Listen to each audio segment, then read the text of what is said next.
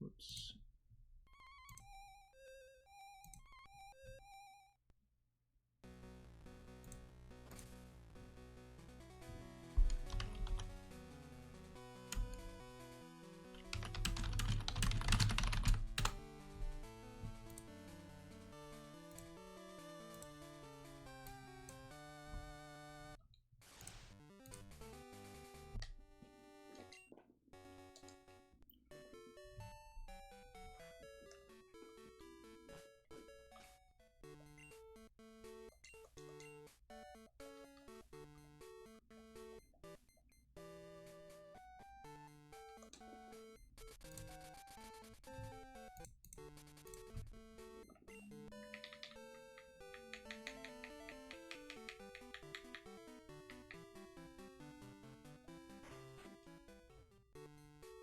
We're gonna catch Jinx before it gets nighttime.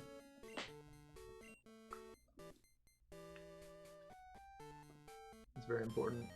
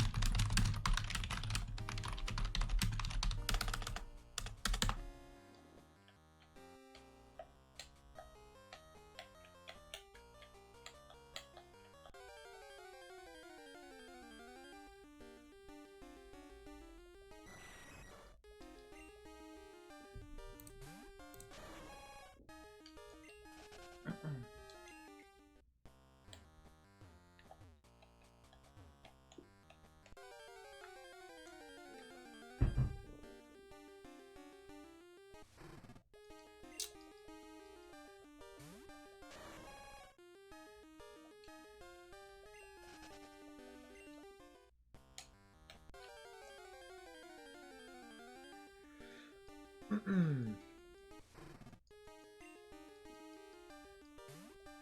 I should start killing these guys. Level up my dudes.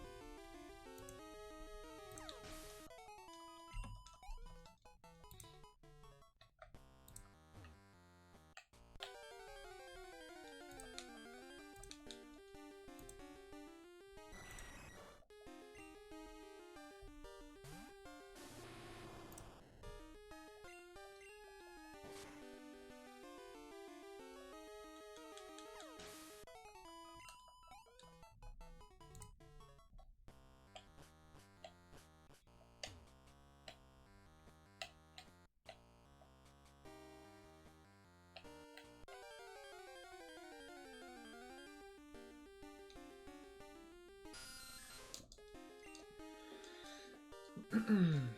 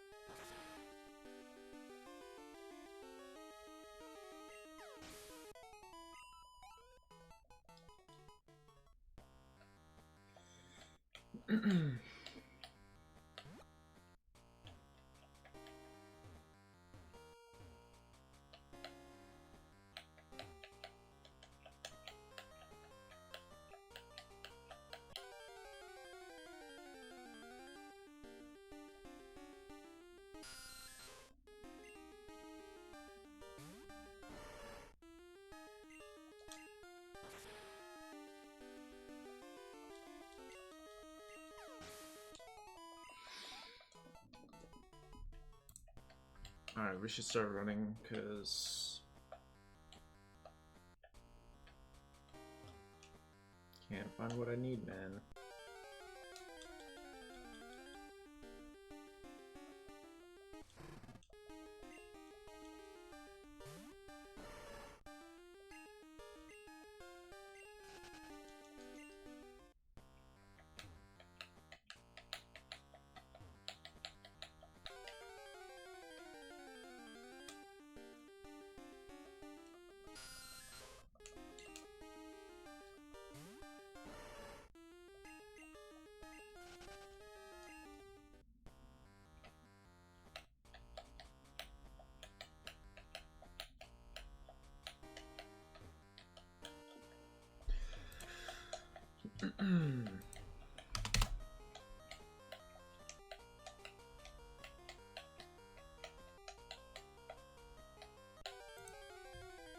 One of the coolest things about the Pokemon games is, unlike Final Fantasy or Shin Megami Tensei or whatever RPG series you might like, in Pokemon, you, the opponents, everyone plays by the same rules.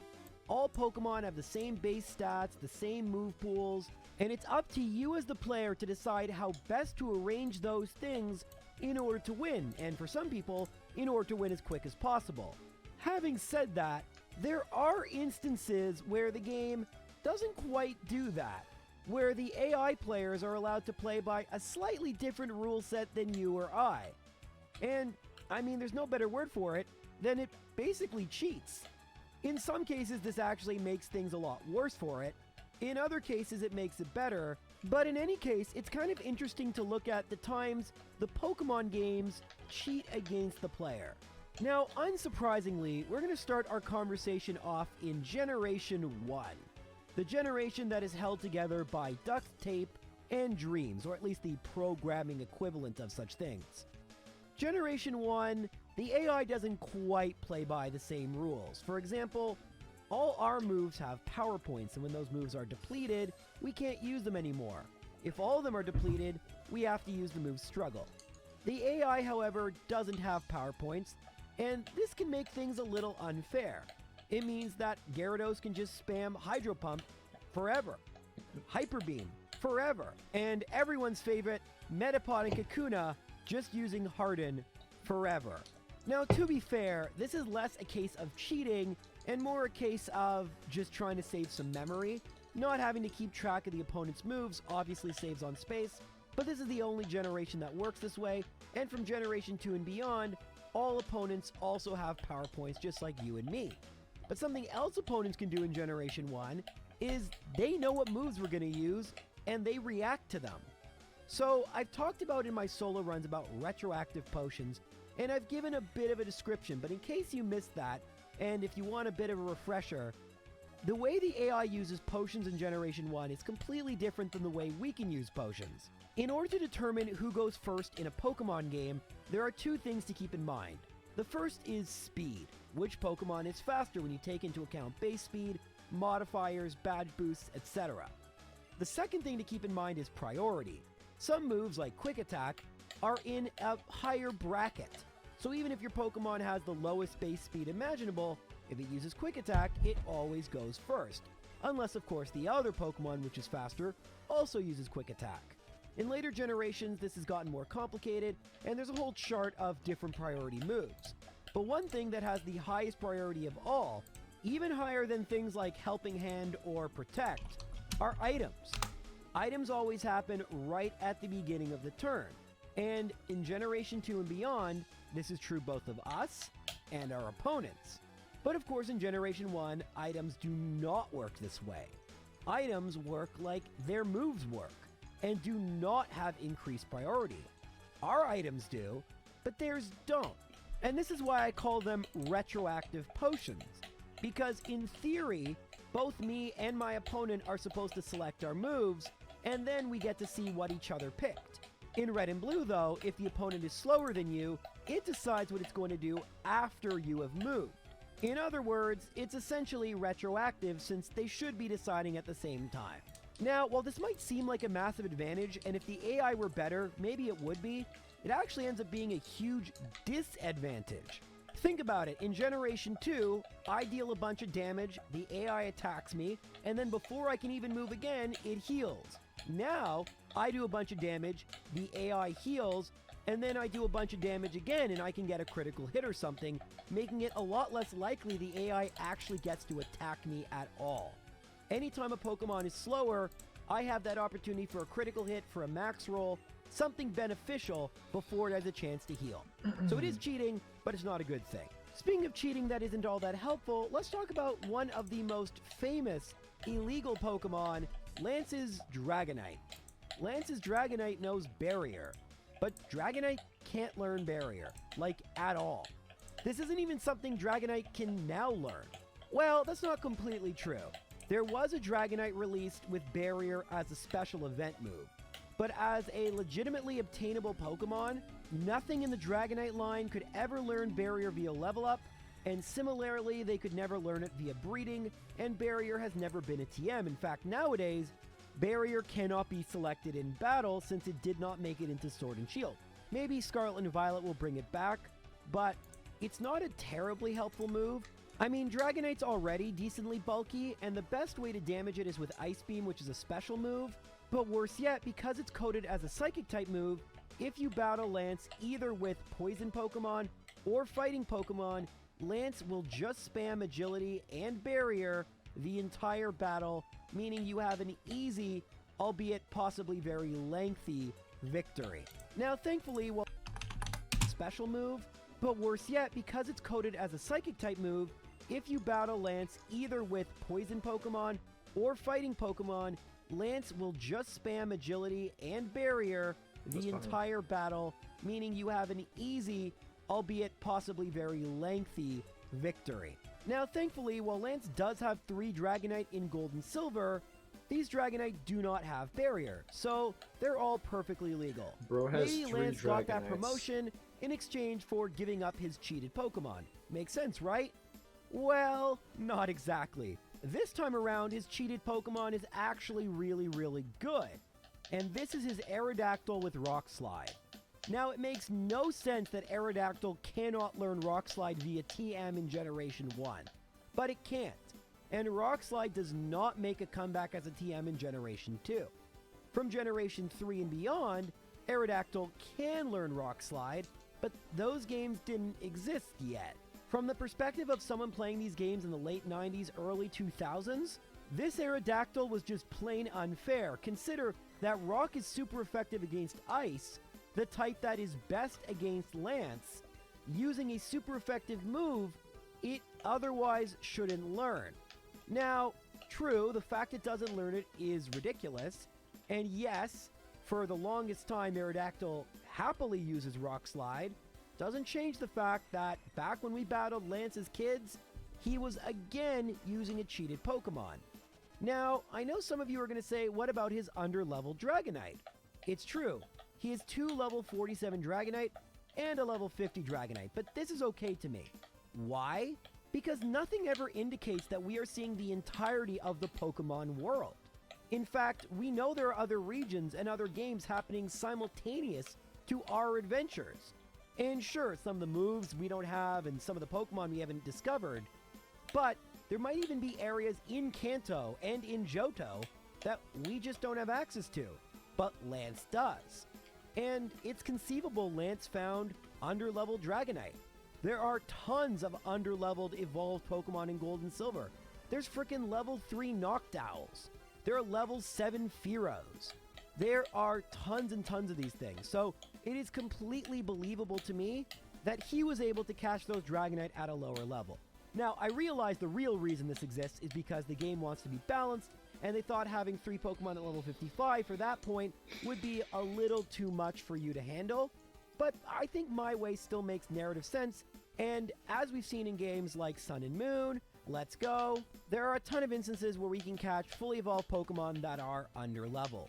Now, to be honest, I could go on and on about Pokemon that either are underleveled or, like Price's Piloswine, no moves at levels they shouldn't.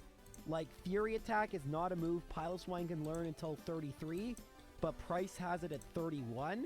I mean, again, I get why they did that, but not even really. Why not just have Piloswine at 33? But there are 2 more examples of the AI cheating that I really want to talk about. The first is one that has annoyed me ever since I was a kid, Earthquake Lantern. Earthquake is a great move. Lantern is one of my favorite Pokemon. Earthquake would be a useful move for Lantern. I mean, nowadays, Lantern has the hidden ability Water Absorb, so you can have a Water Absorb Lantern that covers for its electric neutrality by using Earthquake. Its attack isn't great, but hey, base 100 power, that could work. In addition, if you have the right team for it, Earthquake can be really, really good in double battles.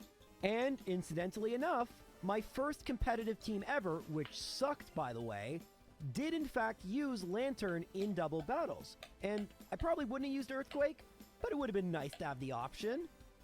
There is no Lantern that has ever existed other than this one that can learn it. None at all. I don't know why a Lantern could learn Earthquake, kind of just floats in the air, but it's a cool move. But it's not a move it's supposed to learn. No idea why this random cool trainer has this, but it's a thing.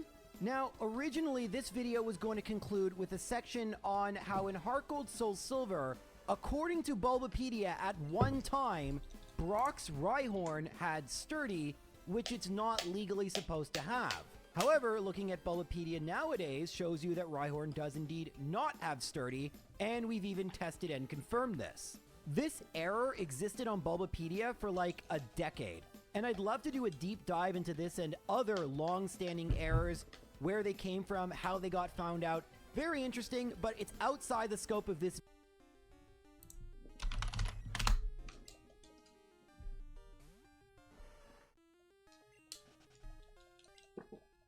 Why does he make these videos? Some of these are weird. Let's watch this one. Hour. Over 6.5 years ago, I asked myself a question I thought was really funny and silly, and it ended up changing my life. That question was whether or not you could beat the original Pokemon Red and Blue if Professor Oak gave you a Magikarp instead of a starter, and you stubbornly decided to just use that Magikarp for the entire playthrough. My original video where I sought to answer this question has been viewed by almost 6 million people, which is insane. And if you want to check out that video, the link is in the description. And if you're going to do that, you probably should pause here, because I'm about to spoil the ending. I concluded in that video it wasn't possible. And the reason why was very simple. In order to proceed to the second half of Red and Blue, you need the Pokeflute, which is at the top of Pokemon Tower. That means you need to get up the tower, and in your way are channelers. Specifically this channeler, and channelers only use ghost Pokemon. Famously, ghost Pokemon aren't affected by normal moves, and Magikarp can famously only learn a single move in Red and Blue. Since it can't learn any TMs or HMs, it's stuck with Splash, that does nothing, and Tackle, which does nothing to ghosts. Now, if this were Generation 3, this wouldn't be as much of a problem, because when you ran out of power points, you'd be able to use the move Struggle. Of course, in red, blue, and yellow, Struggle is classified as a normal move, so that doesn't work. And while some people had the bright idea of simply stalling out the power points of the ghost Pokemon, bad news, AI Pokemon also don't have power points until, you guessed it, Generation 2 and later. Therefore, even if we were to use items in battle, Magikarp is one of the few Pokemon where it is theoretically impossible to defeat the game unless you use some sort of game-breaking glitch or skip. Which, for the record, I've also kinda done. But alright, I'm sure there are many of you who already knew this. So why does this video exist? What is the new information? Well, looking at the original video's title, is it possible to beat Red and Blue with just a Magikarp? It doesn't specify that the Magikarp has to originate from the game you are playing. I mean, what I always do in these runs is just use a Game Shark code to change the starter into whatever I want it to be. And I've been doing that for years. But something else I've been doing for years is not using items in battle, and there's no reason why I have to do those things. If we want to answer the question, is it possible to beat the game with just Magikarp, maybe we should allow ourselves to look beyond the traditional answers. And one answer that was very common in the comments section of that video was to use a special event Magikarp that in fact does get a non-normal type move. And this is where we have to talk about the so-called University Magikarp. I find the story of this event Magikarp truly fascinating because, I mean, for one, it seems pretty useless. No one's going to keep it as a Magikarp, they're just going to evolve it into a Gyarados, which also knows Dragon Rage. It almost feels like this Magikarp was specifically made for some insane person such as myself who would try to beat the game with just a Magikarp. The other thing I find interesting about this Magikarp is that there's a lot of information we just simply don't know about it. For example, now in 2024, Bulbapedia says it was distributed at level 15. However, when I looked this up back in 2017, well, it said it was distributed at level 5. There's also an inconsistency whether it was given to just 30 or 20 people, but suffice to say, it's a very rare Pokemon given out to very few people, and based on what we know of other event distributions at the time, these Pokemon would typically be traded in from either a special cartridge or really just another plain old version of Red and Blue that had a bunch of these Pokemon ready to be traded. Now this event occurred in 1998, and I was a little busy being in Canada and looking like this at the time. So suffice to say, I was unable to participate in the contest, and I was not one of the lucky 20 or 30 people who received this Magikarp.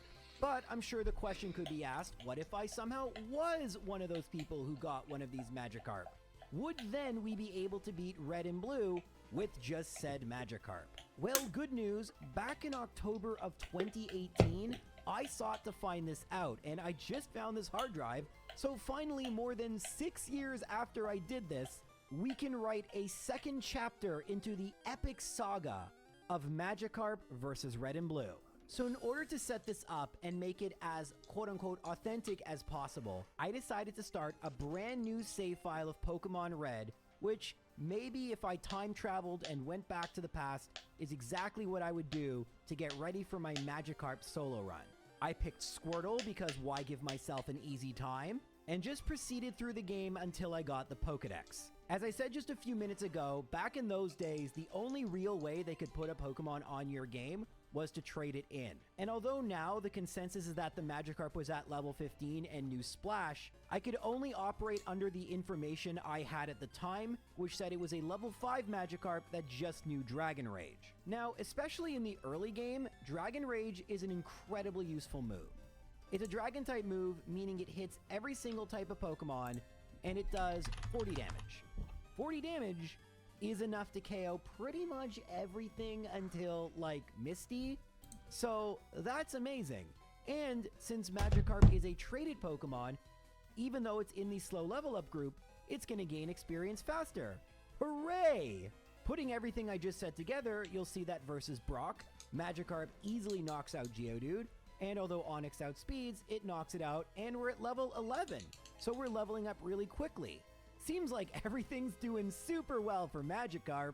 Man, I'm just having the best time. I just want to watch it use Dragon Rage against this terrible bug catcher. And wait, why'd it just use Splash? Turns out I forgot to remove it, which is kind of funny because it actually makes it accurate, but that's not the point. What's going on? Didn't I just beat Brock? Shouldn't it be obeying me? Am I going to lose to this Caterpie? Okay, great. I'm not going to lose to this Caterpie. And okay, obviously now I know exactly what's going on, but at the time I was very confused because this was really the first time in my life I had to deal with obedience. Now, there are some really big misunderstandings in the comment sections of my videos about how this works. Number one, it only affects traded Pokemon.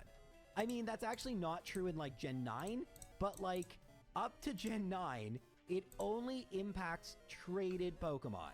Full stop. Since this Magikarp would never have had the trainer's original trainer and ID number, it always would have been treated as a traded Pokemon, and thus you would run into this problem. I've known this, by the way, for years. What I didn't know is how many badges you needed and how quickly Magikarp would disobey and how impactful disobedience would be. And actually, as I found out very recently, the higher my Magikarp's level got, the more likely it was to do one of the many things it can do when disobeying your orders. Suffice to say, this is very annoying. However, there is a saving grace here, which is that for a while at least, Dragon Rage is going to be a consistent 1-hit KO. So as long as they hit just once, it doesn't matter if Magikarp does its best slack-off impression and just never attacks. I want to do a slack-off run. I've wanted to do that for years, by the way. But one impossible challenge at a time. This was very annoying and very tedious. But if I beat Misty, then this Magikarp will start obeying me again, at least until it hits level 30. Having said all this, you can see my Magikarp is leveling up far too quickly, so I actually reset the run, which is extremely time-consuming, especially when you consider that this was the time period where I did everything on cartridges at single speed. I was very adamant it made the challenges legitimate, and I look back at old me now and I'm like, dude, why are you doing this to yourself? But just know, this is all being played on a real cartridge of Red, on a GameCube, at 1x speed. I am not getting any benefit, and I had Pokemon Stadium too. I could have sped up the game if I wanted to, completely with official hardware. I don't know. I just, sometimes I look back at old me and I just have to shake my head. But I'll tell you, by being a lot more careful with where I level up, I'm only at level 16 by the time I hit Misty, which is good. Unfortunately, it takes Magikarp a while to use Dragon Rage, and it is not a one-shot against either Staryu or Starmie. In any other run, this is the part where I'd say, okay, time to level up a bit more, but since Dragon Rage always does exactly 40 HP, it doesn't matter what level I'm at. Although I would be tankier, I'd also hit Dragon Rage less, so we're just gonna have to keep doing this until it works. Well, in my very next battle, Starmie hits me and I get to 1 HP, and then, oh, J-Rose using items? This is blasphemy, but in 2018, I hadn't established what rules I would use when I do these runs, because I wasn't intending for this to be like my job or anything. So yeah, using items is just part of the game. I used them in the first Magikarp run, and because of that, I was able to win. Now, obviously in this battle, we could have won without items, but they definitely made this a lot less tedious and annoying. Now, I know there are some long-time viewers of the channel that are going to be annoyed I used items and feel like I'm cheating or something like that. All I can say without spoiling anything is, just keep watching the video. It's going to go to some interesting places, I promise. But for now, yes, we are going to be using items for the foreseeable future because, like I said, I didn't see anything wrong with it at the time. Now, with items, Rival 2 is relatively easy, but there is still the frustration of being hit by Sand Attack, and thus potentially missing. Also, we're now at the point where Dragon Rage is not consistently KOing Pokemon, and as it turns out, Bulbasaur, which doesn't have a high chance of using Vine Whip, can do that. So I did lose, and I lost a couple more times after that, but in the fourth battle, I got the luck I needed, and I did defeat Bulbasaur, moving on to the next part of the game, where I basically have to try and get as few experience points as possible, because now we're in a race against the clock to Erica. Once Magikarp hits level 31, it's gonna stop obeying me again, so I need to battle as little as I possibly can so that I don't hit level 31. Unfortunately, that's going to be a little easier said than done with a Pokemon that gains 50% more experience points because it's a traded Pokemon. By the time we get to Bill's house, Magikarp's already at level 22.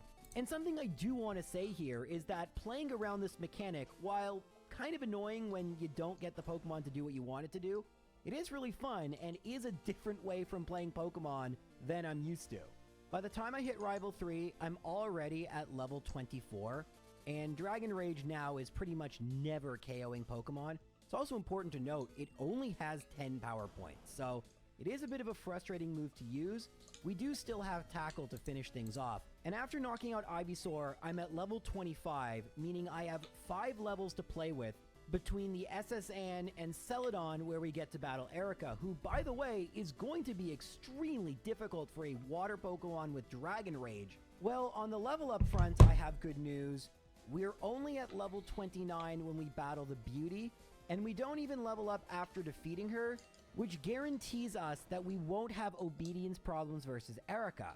But how are we going to withstand her extremely powerful special grass attacks? Well, at least for now, it looks like the answer is we won't. I mean, I'm not even doing half anymore with Dragon Rage. And Razor Leaf is always going to crit, which is always going to one-hit. So this is looking really bad. Well, I have good news. If you're willing to reset for about 2 hours, well, this can happen. Sometimes Victory Bell goes for Sleep Powder because that is classified as a grass move, and sometimes Sleep Powder will miss. And sometimes it'll go for Sleep Powder a second time, and it will miss a second time.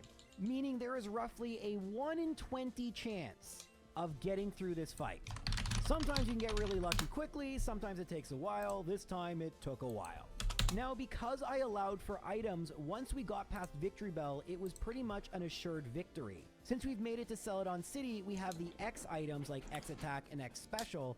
That wouldn't have helped versus Victory Bell because it always crits, but it will help versus Tangela and eventually versus Vileplume to give me a dramatic boost in attack, assuming it doesn't crit every single time, although the dramatic boost actually is less dramatic than I thought it would be, and it will boost my special to make sure Vileplume doesn't do too much damage to me, but as it turns out, Tackle is still pretty bad, and of course, Petal Dance can crit! No! No! I can't believe that just happened! But guess what? Literally in the next battle, took me an hour and a half to get one, I get it again, and we win.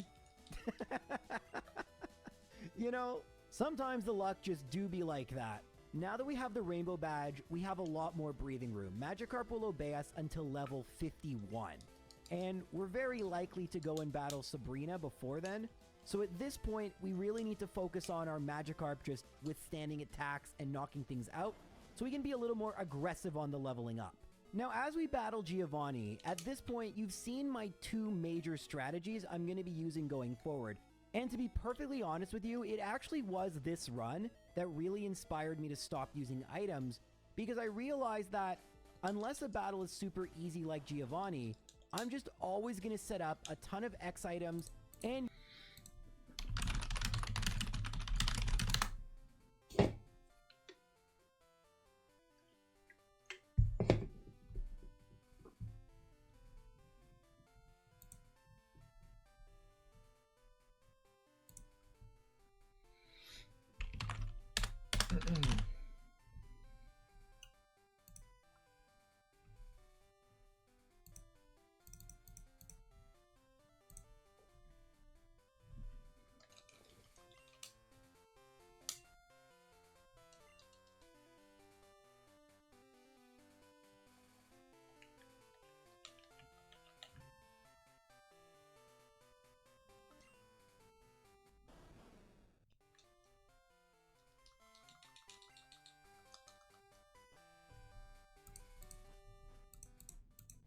use a ton of healing items. Since I don't have a lot of money now, I have to resort to like lemonades and fresh waters, which is fine, but essentially, as long as my Magikarp is bulky enough not to faint in one hit like it did to Victory Bell, I can really set up against anything I want, and victory should be assured, right? Like if we're +6 in attack, special, and end up at level 100, is there anything in red and blue that really could stop me? Rival 4 certainly can't. I mean, he's not usually all that difficult anyway. But although I do need to set up a little bit for his fight, which I guess is a bit of a compliment, I win on my first try. Since I wasn't timing this run, when I battle Surge really doesn't matter, and in theory Surge could have actually been pretty difficult, but with the ability to set up and heal, there's just not much a level 24 Raichu can really do. Unless I miss! Serves me right for talking so much smack. I mean, it's very fitting that I lost to Surge, but I'm gonna be honest with you guys. I feel like at this point, since we're really abusing items so much, I don't really feel the need to drag out the video and talk about all the remaining trainers. I mean, I guess we can quickly show a montage, but yeah, on my very next attempt, I'm just better at using items, I guess, and I beat Surge. Yay. Rival 5, as he was better known at that time, I hadn't come up with Rival 5 yet, he did beat me 3 times, and the reason for that is the reason I had him pick Venusaur. Razor Leaf can crit, and that is the one thing that completely nullifies my strategy. If you can get a guaranteed crit, especially if it's a super effective move, then Magikarp can't do anything really. However, Venusaur also knows Vine Whip, and it's just a 50-50 chance which one it went for. And of course, in the victorious 4th battle, it went for Vine Whip. At this point, I was starting to get close to the level cap, so I had to battle Sabrina. And battling her was definitely not a joke, and I did lose a few times, which you're seeing right now. As it would turn out, Sabrina would be the hardest gym leader, and this kind of makes sense. There are 2 factors that make Sabrina uniquely difficult. Number 1, we still have a pretty strict level cap. We can't over-level to the point I'd like to. And number 2, while looking back at this footage, I'm cringing at the fact that this is so unoptimal. I should have just set up against Mr. Mime. Because I insisted for some reason to set up against Kadabra, it can get a ton of critical hits, and I just can't heal in time when it starts lowering my special. And that's not the only Pokemon that gives us trouble against Sabrina. Mr. Mime is pretty easy, but Venomoth is not going to be a one-shot at level 49. We'd have to be significantly higher, and its grass move is Stun Spore. And if we don't have enough speed, Alakazam just outspeeds us, and it gets critical hits at an even higher rate than Kadabra. Now, I misspoke earlier, but I think I'm going to keep it in anyway, just because it really did feel like if I beat Kadabra, I was going to beat Sabrina. But it took me another 40 minutes to actually beat Sabrina, and I even leveled up a little bit more, cutting it so close to the cap. Now, this does worry me a little bit about the Elite Four, since they're pretty high-level Pokemon. But again, since we can get all the way to level 100, the level gap between our Pokemon and theirs is going to be a lot higher. Sabrina is uniquely difficult, because the truth is our main strategy is over-level and item abuse past all problems, and Sabrina actually shut that down really nicely. Unfortunately for her, I have the power of resetting for an hour, and eventually the luck just went my way, and I was able to beat her, and now we have a level cap of level 70, and we're not probably going to exceed that before Blaine. So while I admit I was wrong that the level cap wouldn't come into play again after we beat Erica, it definitely did for Sabrina herself. I really do think at this point, especially because Blaine is the Fire-type gym leader, we may actually finally be out of the woods in terms of worrying about our level. I'll admit, I was wrong to think I could just skip ahead to the Elite Four, and maybe it's because I didn't talk about Giovanni too, but the game has actually been a lot more challenging than I've thought. And I've even disrespected the game even more by showing up at half health. Although, I'm almost double this Koffing's level, so, you know, maybe things will be fine. I'm even just using Dragon Rage for now, but it's not just X items that make the run easier than my typical solo runs. Being able to heal means HP is a lot less of a resource I have to manage. I just have to make sure the next hit, even if it crits, doesn't knock me out. And that's going to change things versus Weezing, where essentially I'm kind of just waiting for...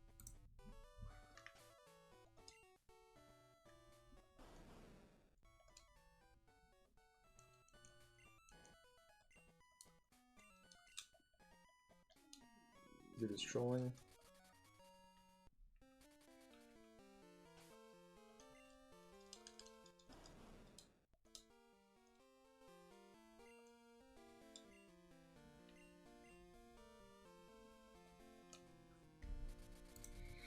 So I had the plan to go through Pokemon Crystal with each type of Pokemon, kind of, under level 50.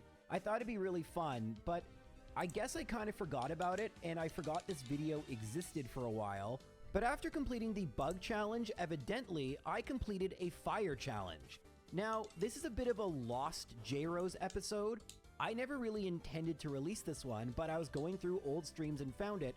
If you guys want to see more of these lost J-Rose episodes, let me know. I'm so critical of my own stuff, and I'm always worried it's not going to measure up. But this is a bit of an interesting challenge, if for no other reason than to showcase some Pokemon you typically wouldn't use in a Pokemon Crystal run.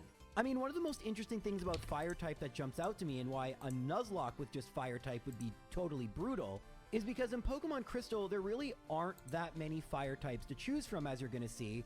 And the Fire types we have, while good, there's not a lot of type variation, so they're not just going to have similar weaknesses, but they're also going to have similar strengths, meaning they're all kind of redundant to each other.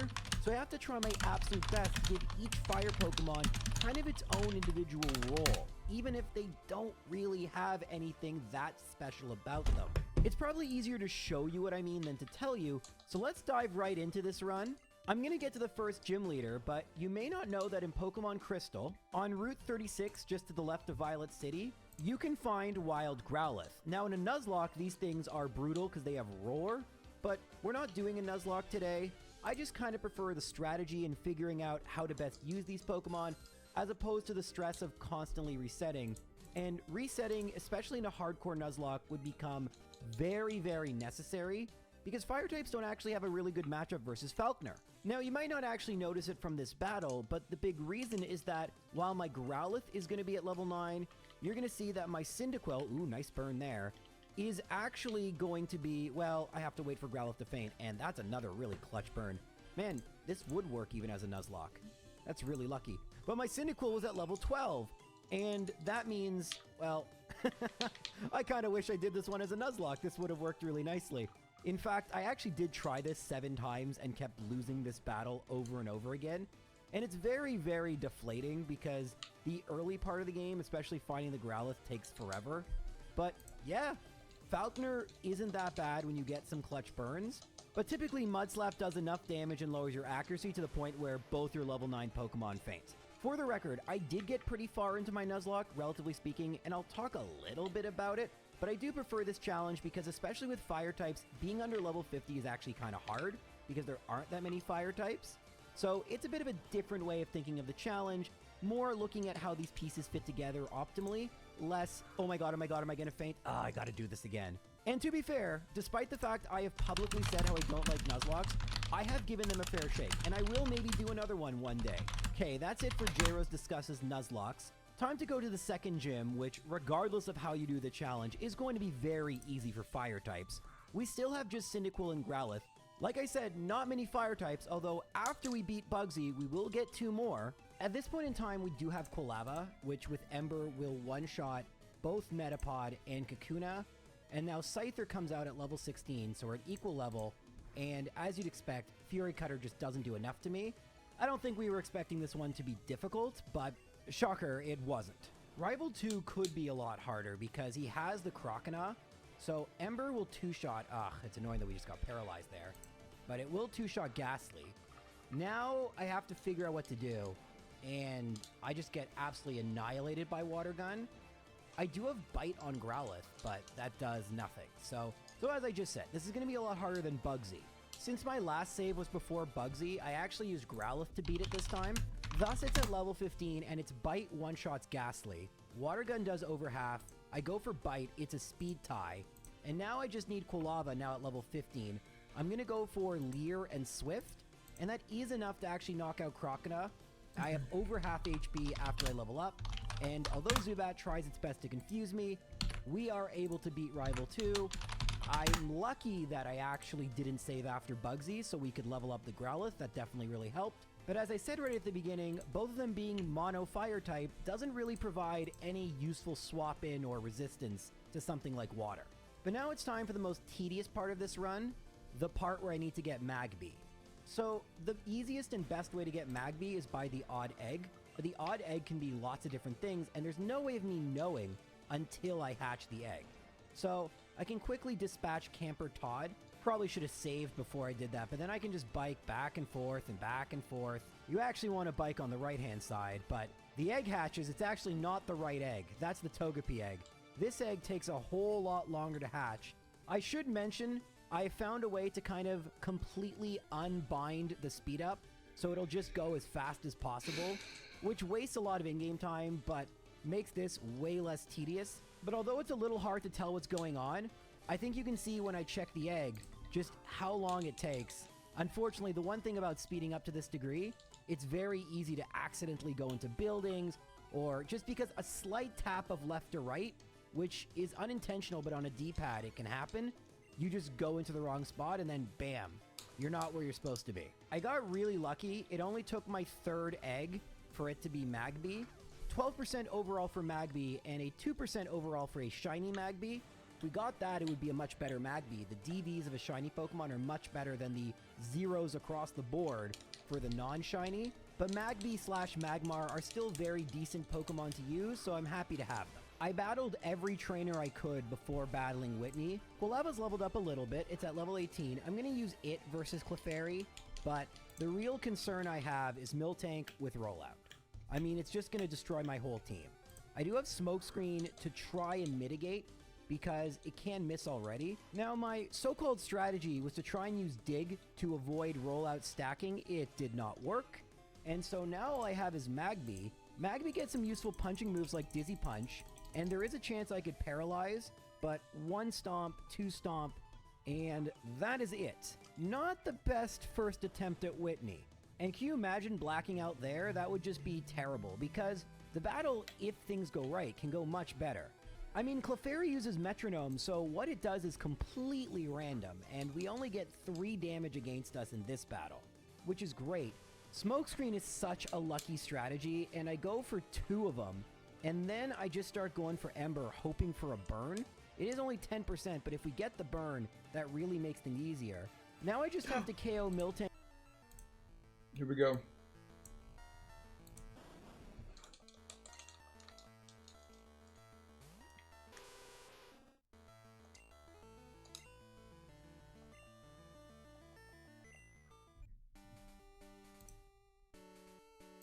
That was just unlucky eyebrow. Oh, god damn it, dude. Fuck. I'm gonna BRB. We have to try one more time where he doesn't just roar us.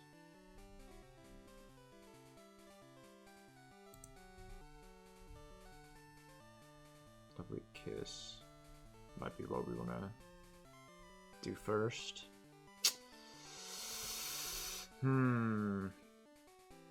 I mean, if we had Lovely Kiss, could have just got him. So, I mean, I might just rage quit this game for a while. Or try one more time.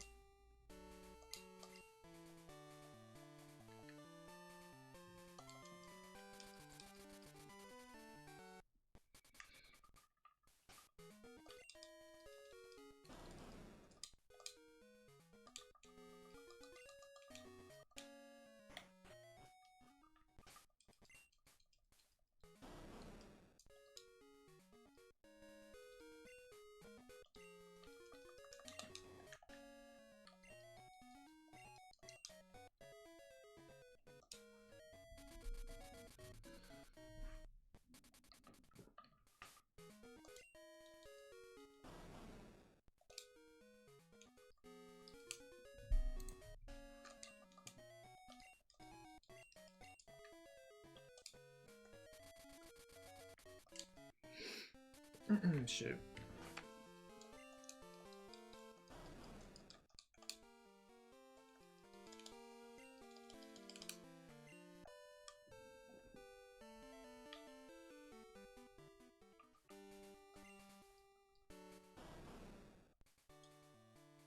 One sec.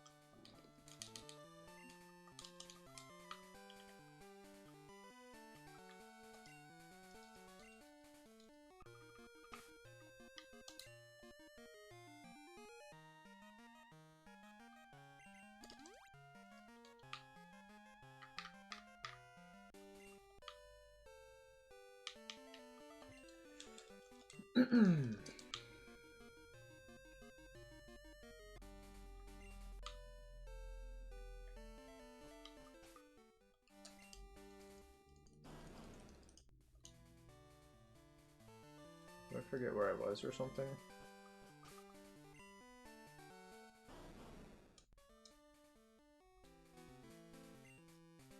I think I did. Awkward.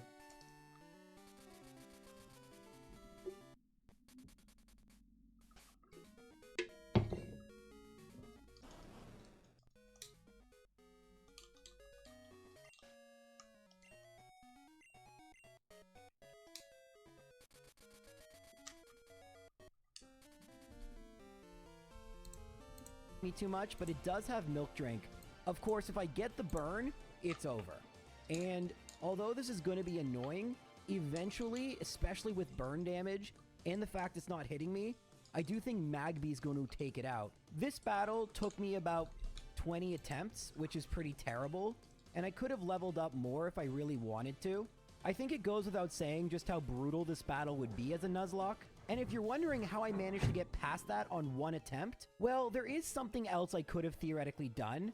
You see, in Pokemon Crystal version, there is a trainer that will call you and give you a Firestone, which would evolve Growlithe into Arcanine. This is actually kind of bad because Growlithe learns Flamethrower around level 50, and that's a really good move. But if we absolutely need to beat Whitney and we need it to be safe, all you have to do is talk to your mother and say that it's time to change Daylight Savings Time. And if you only have one person in your contacts, in this case Alan, eventually he'll 50, and that's a really good move. But if we absolutely need to beat Whitney and we need it to be safe, all you have to do is talk to your mother and say that it's time to change Daylight Savings Time. So what time could I make it?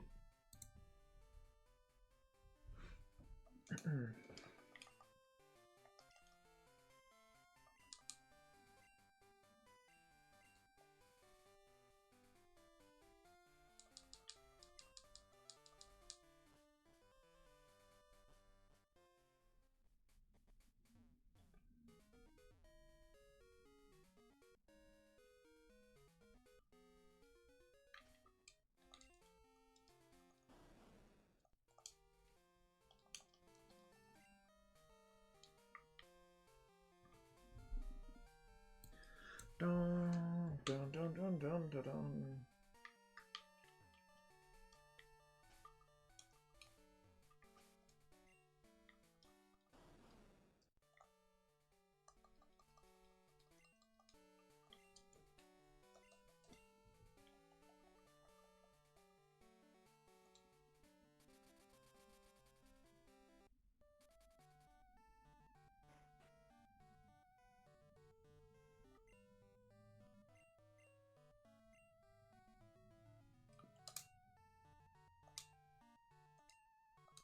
I didn't realize you could do that. What the fuck?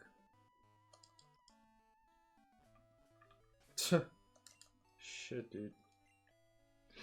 What the fuck? I didn't realize you could do that.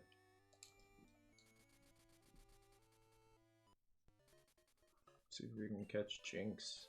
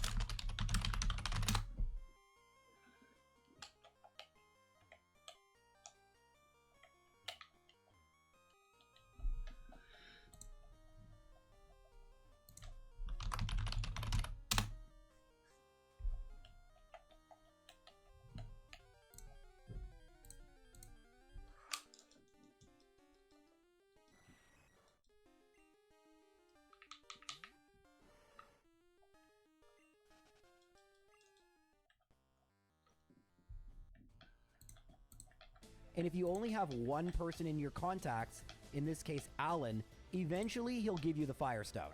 Then when you battle Whitney, you have an Arcanine, which is much, much, much better than a Growlithe. That doesn't make the battle free or anything. I mean, Arcanine can outspeed, and we can use Dig the same way as Here before. We have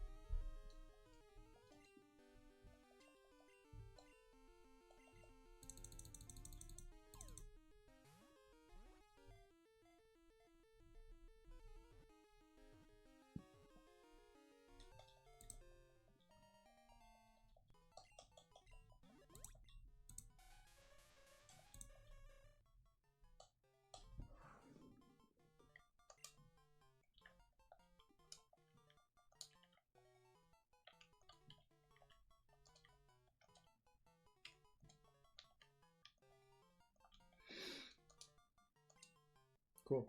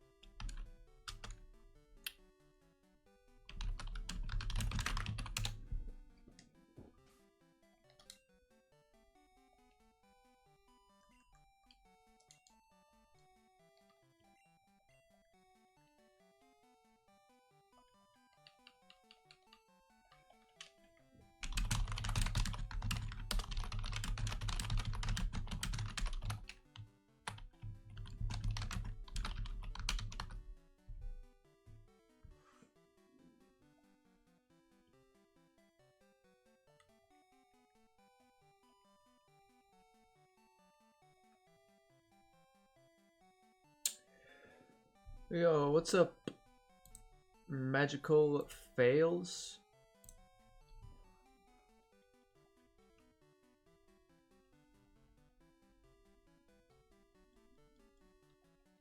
Guess we'll try to grind this guy to...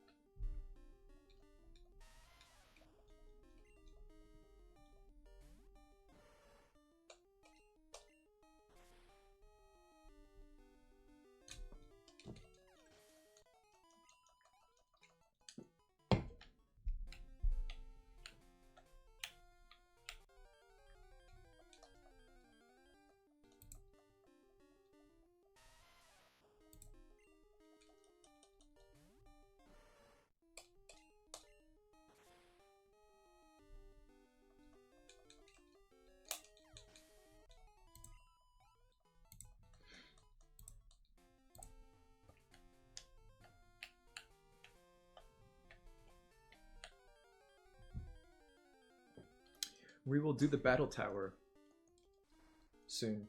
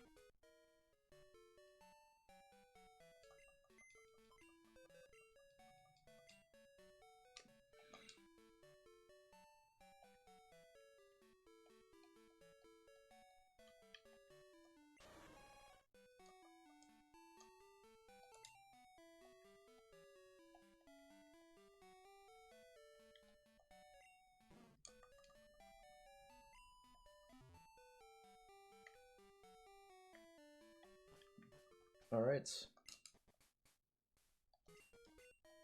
Let's try the battle tower.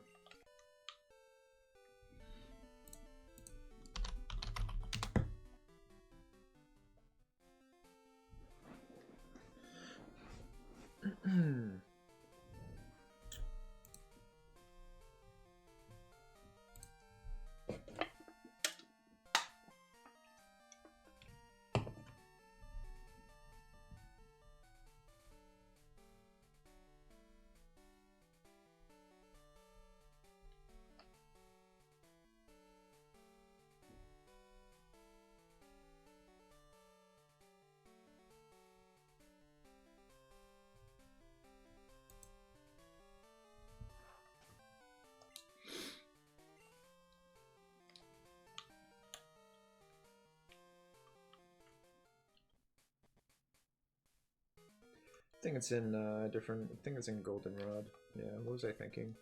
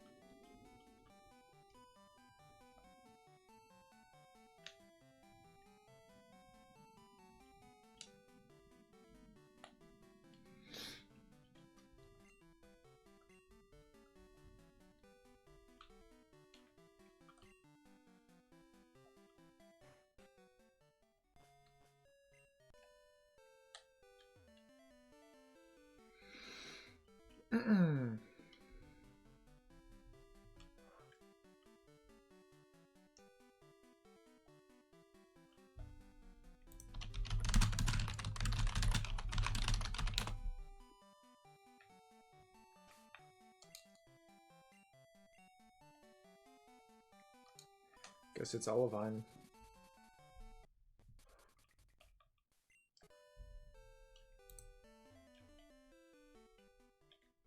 This I'm saving for no reason at all.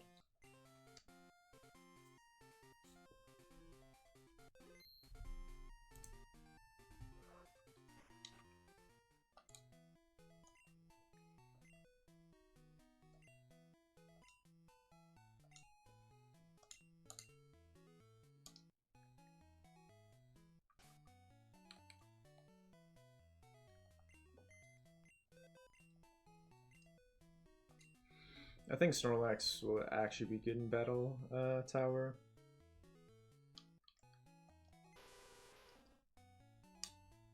Rest is just good.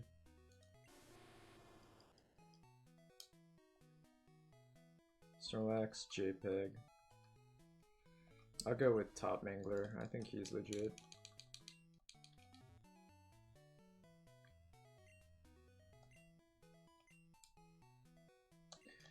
Does he have an item?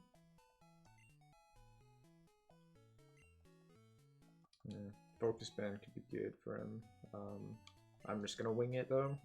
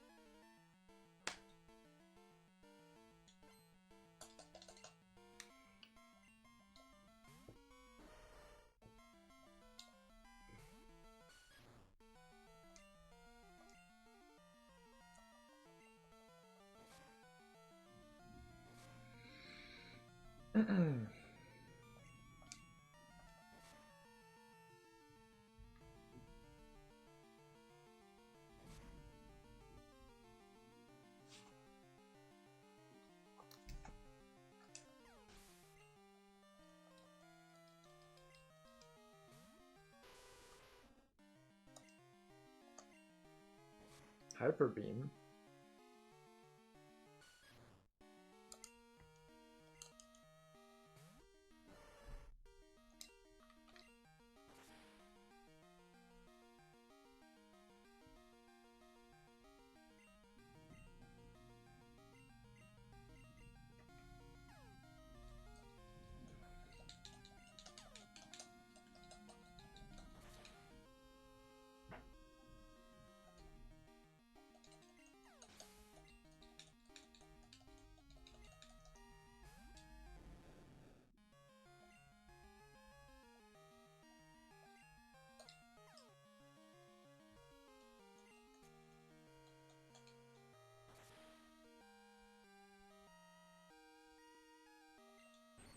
Oh my god.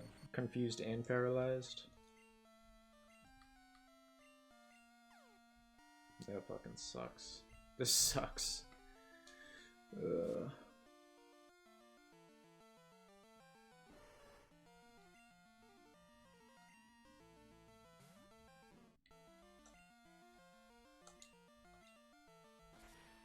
Get him with the rollout.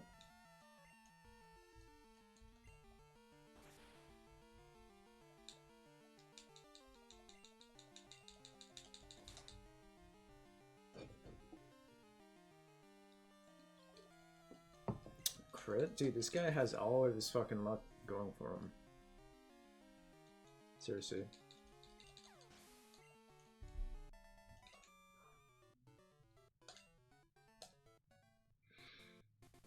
How many opponents?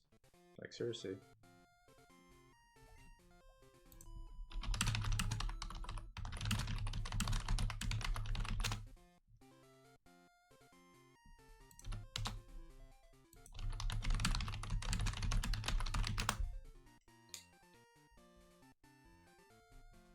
Battle Tower speedrun in 4 hours? What? What does that even mean?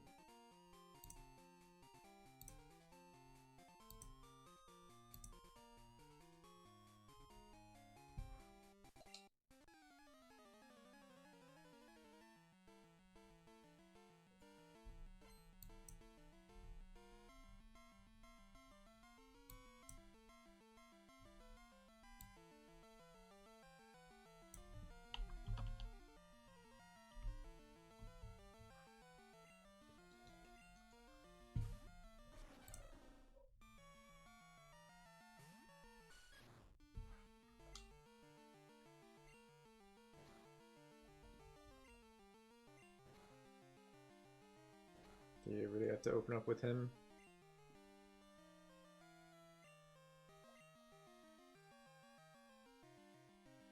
I have Shadow Ball. Shadow Ball is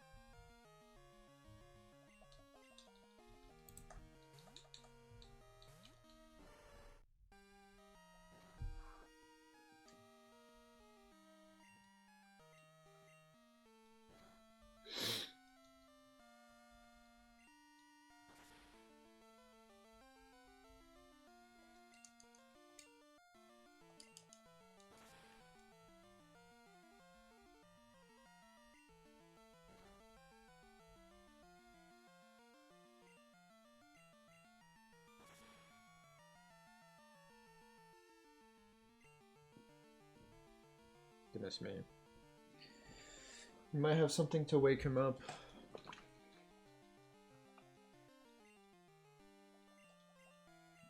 That's what I figured. Wild.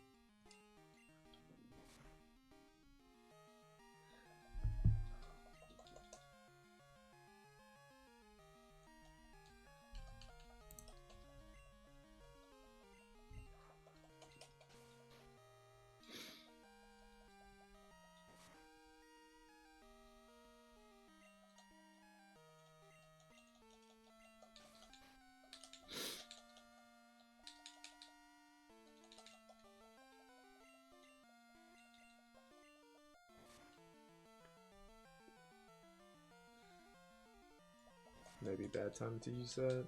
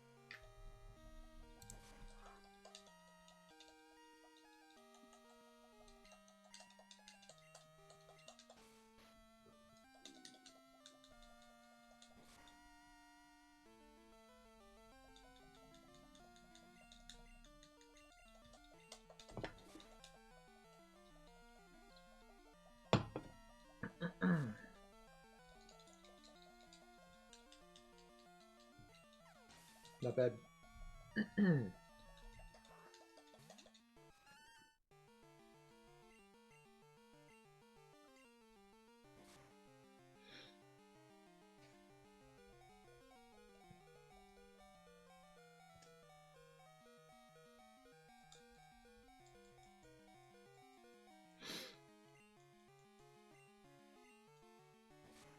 Oh, what the fuck?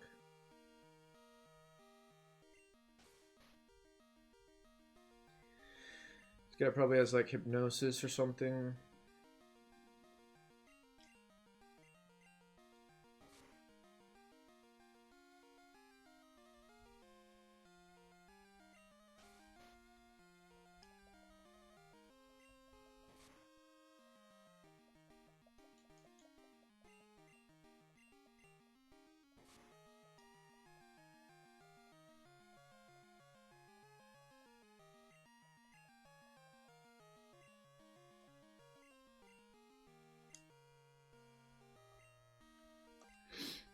He had 2 psychic types, man. This guy has 2 psychic types.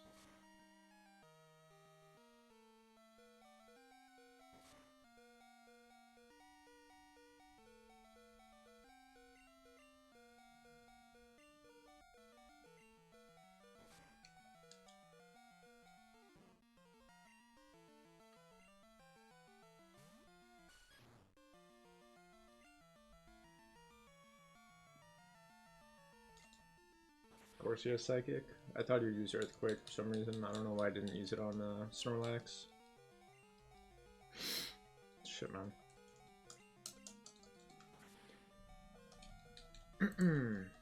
Okay, well, I have to BRB. People are being annoying.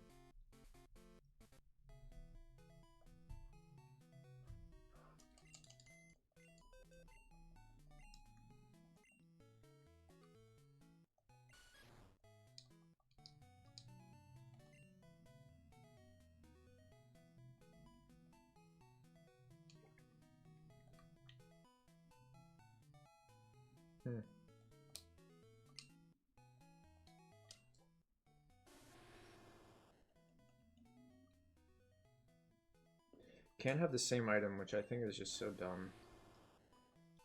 They can't have the same item.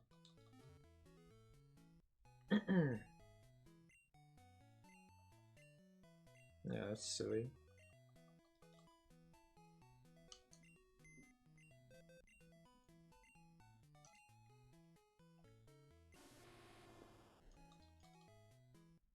Which means we have to use Crobat. We just have to use Crobat. I guess like maybe like Snorlax is our best starter, but I don't know. Maybe Crobat is better. Okay. I'm not actually hungry, but I have to BRB.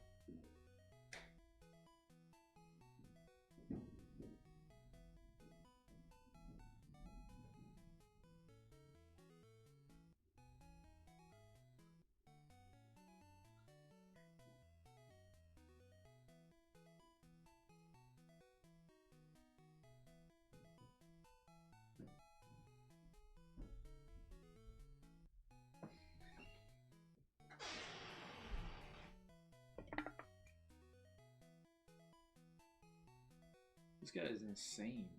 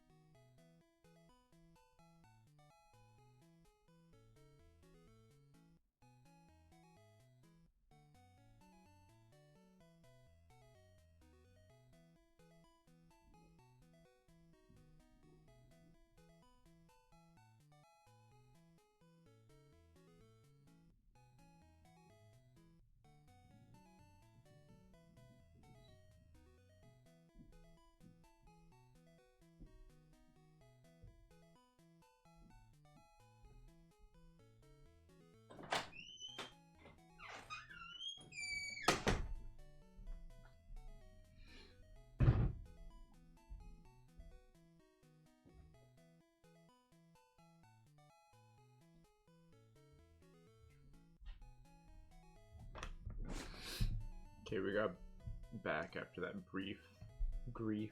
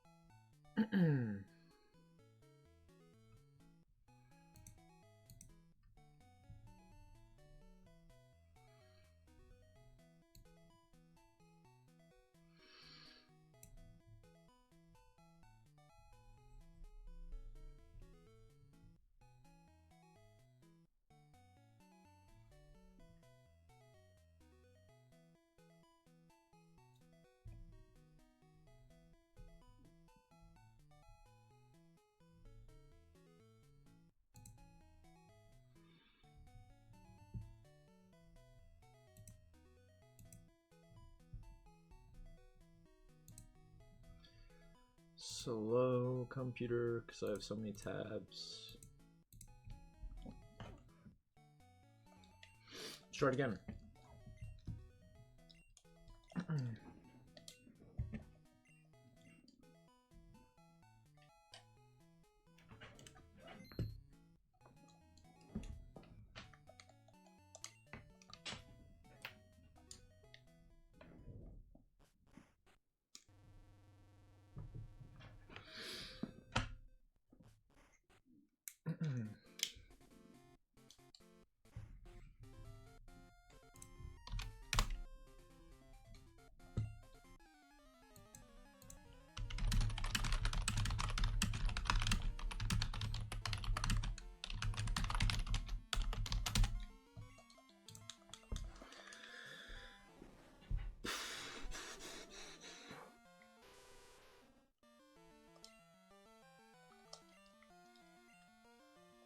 Use explosion. Please. Use explosion.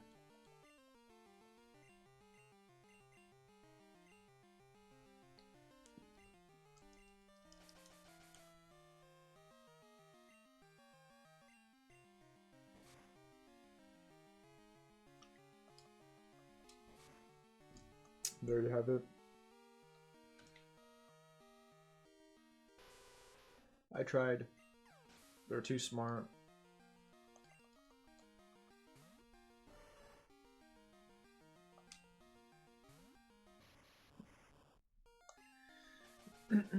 I do think these guys are definitely cheating, to be honest.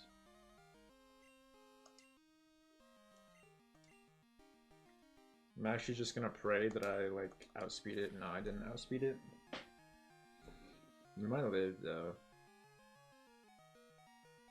Not really. We fucking die from, Storm. I don't know why I thought I was gonna do that much damage.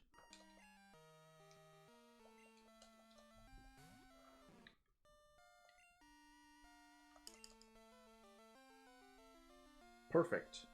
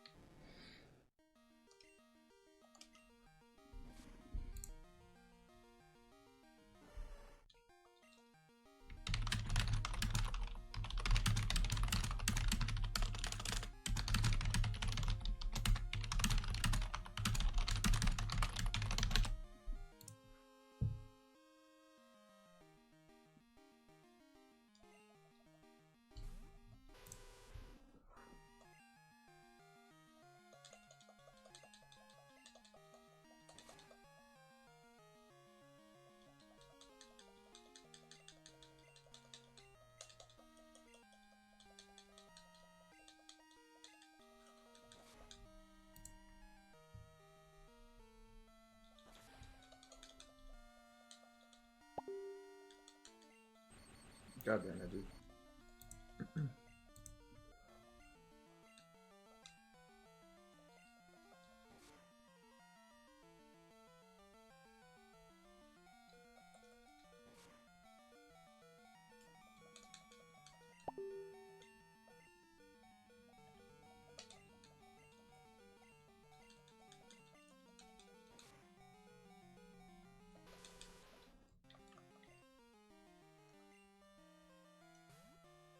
I couldn't find the charcoal in this game.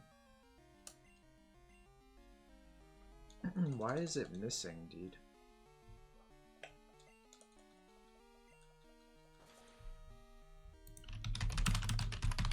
I'm pretty sure it's in that place where you find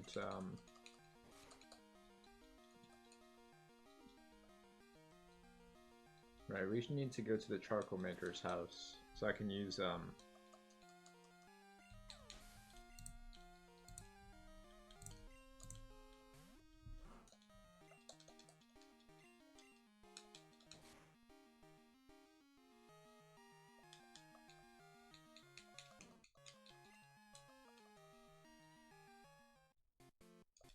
yeah, let's get the charcoal.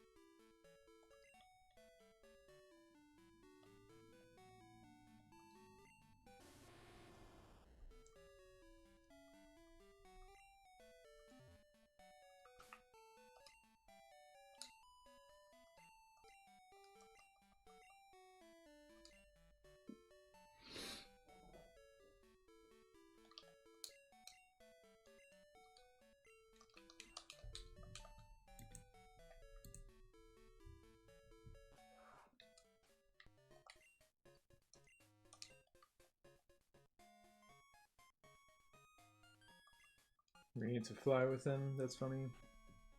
What was I thinking?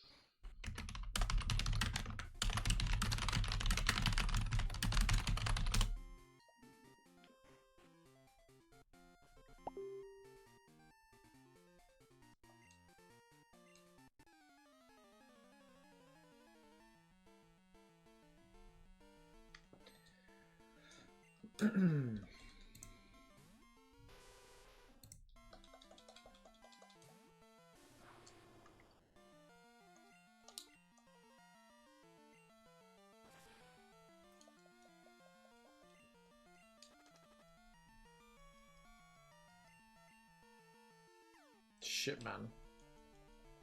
This guy's just trolling me.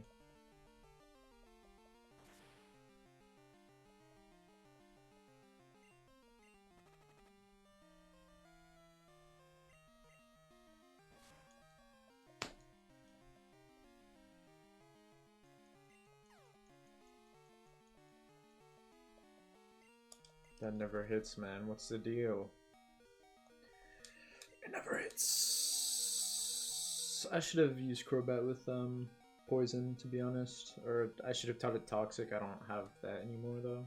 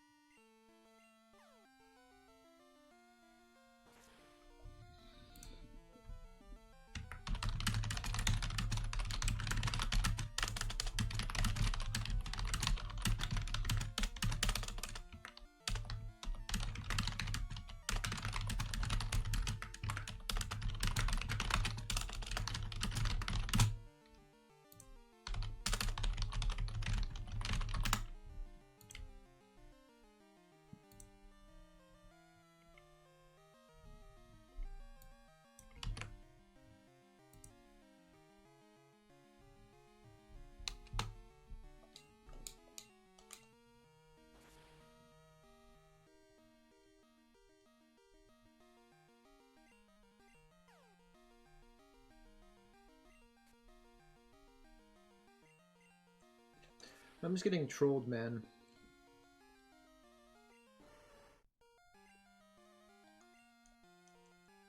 Fucking confused Ray. So stupid, man.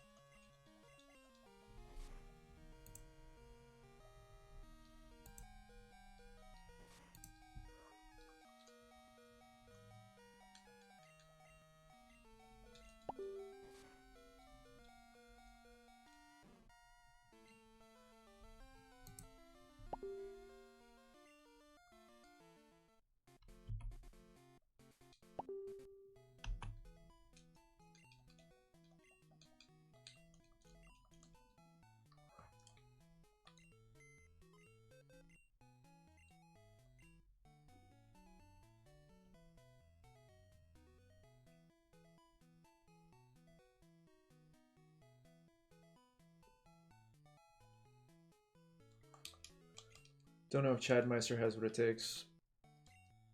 If I taught Toxic to Crobat, that would have been pretty good.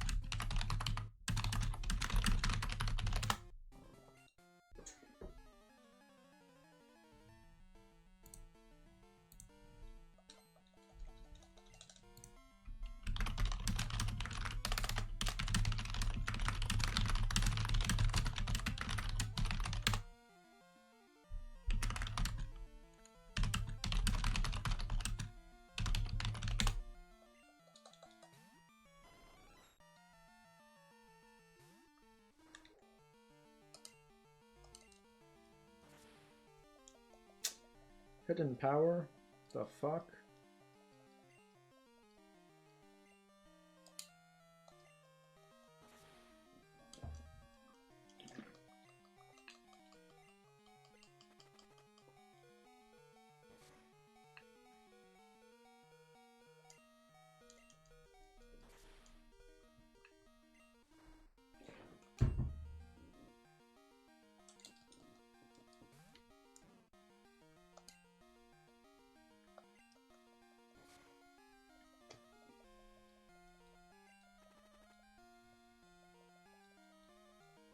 Dude, why does rollout miss so much? What the fuck?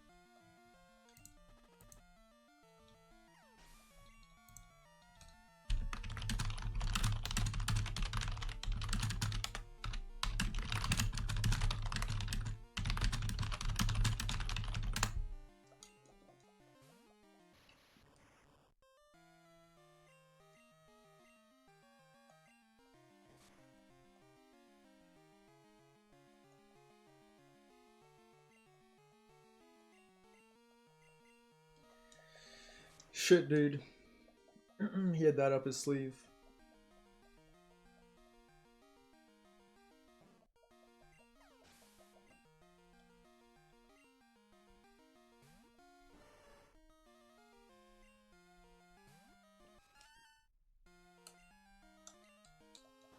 Damn, he has crunch.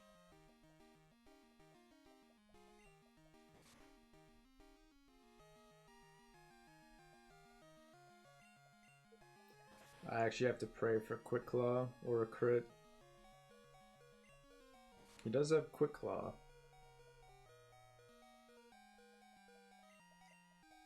I didn't get Quick Claw.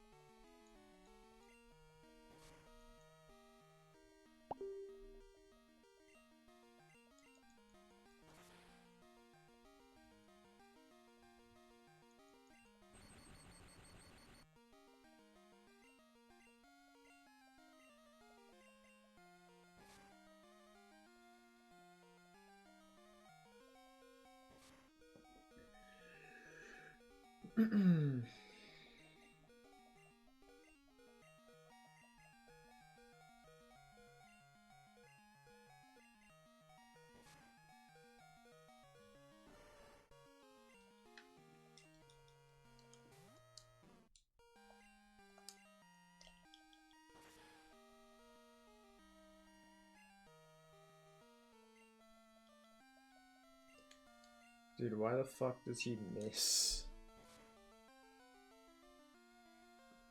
Why does he miss rollout? You know, I guess maybe it's because if I've used it in single player, I use like X accuracy or whatever. That's probably actually why.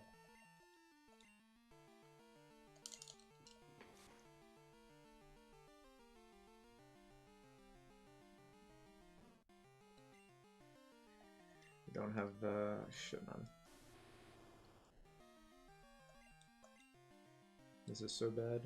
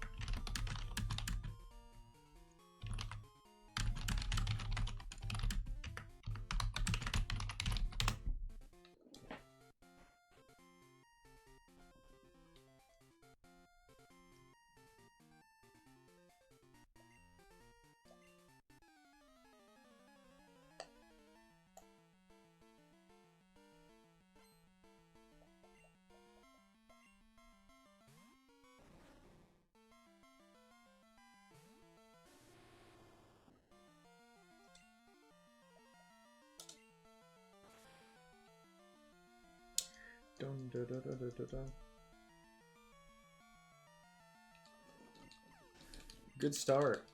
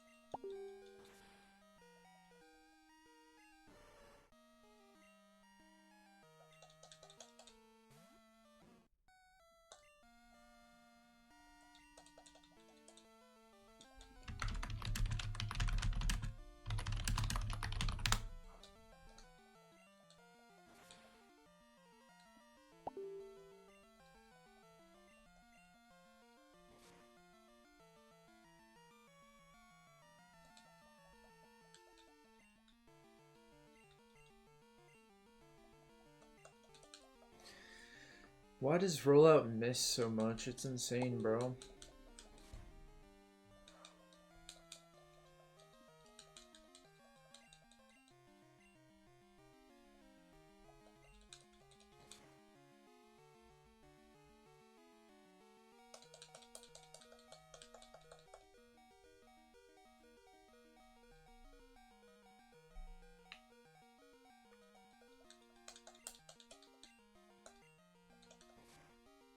What?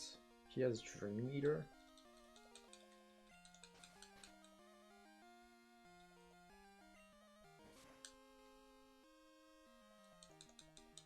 Certainly wasn't expecting that. At all. Everyone just has Dream Eater somehow.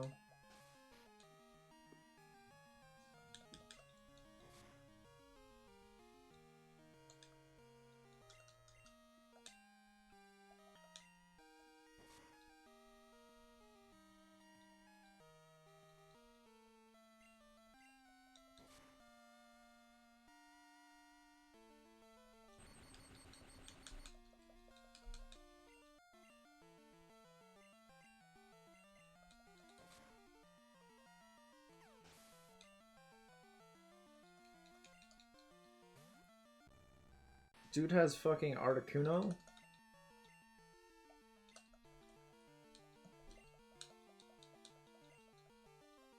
Yo, I'm actually seriously wondering why the fuck is rollout missing like 60% of the time. Genuinely fucking bizarre. It's a 90% accuracy move.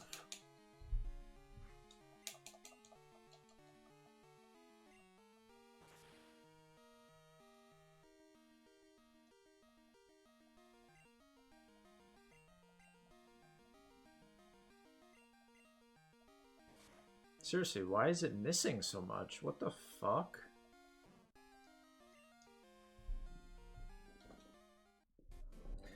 Shit is really stupid, man.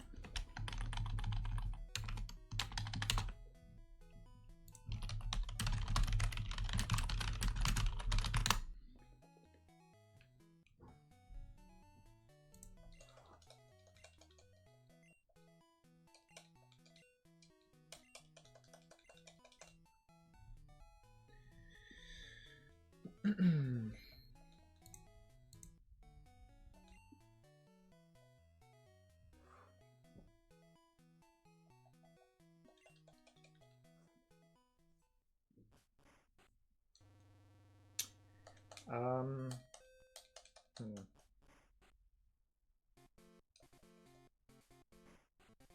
I don't think I have enough moves to be able to do it with Raikou. Entei.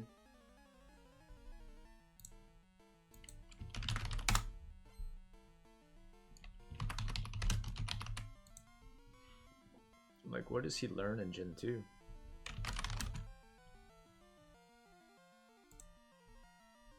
Flamethrower at 51?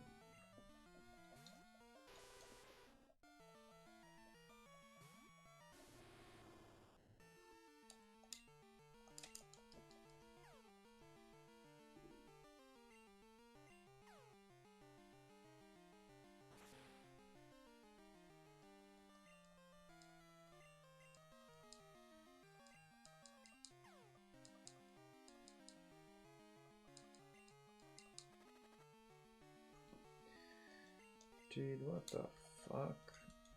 This guy knows rollout though, but I just don't think it's gonna work.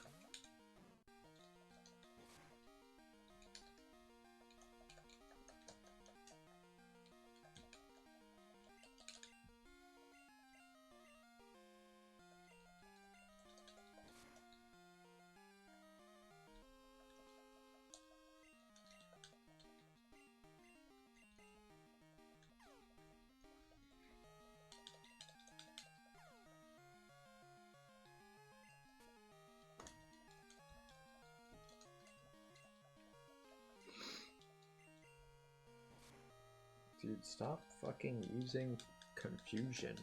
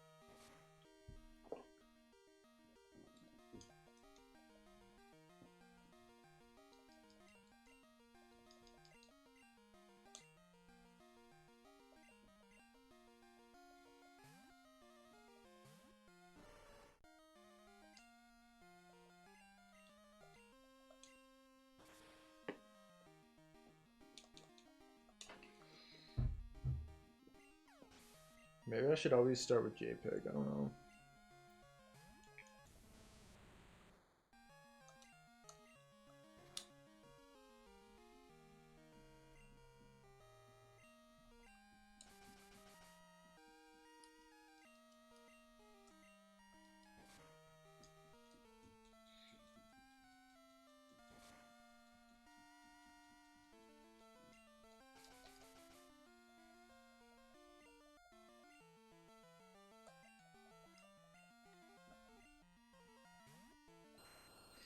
This ice punch would hurt, I would think. Maybe not that much. Praying for quick claw. You don't get it. Oh shit.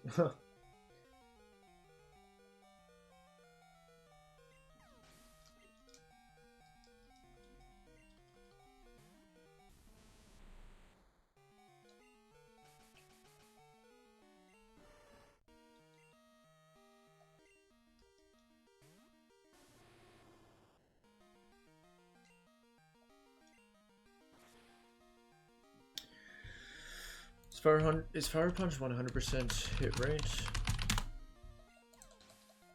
Yeah, it is. Okay.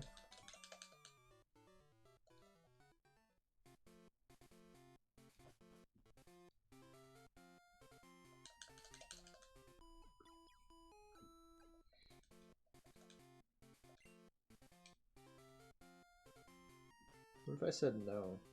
Can I switch who starts first?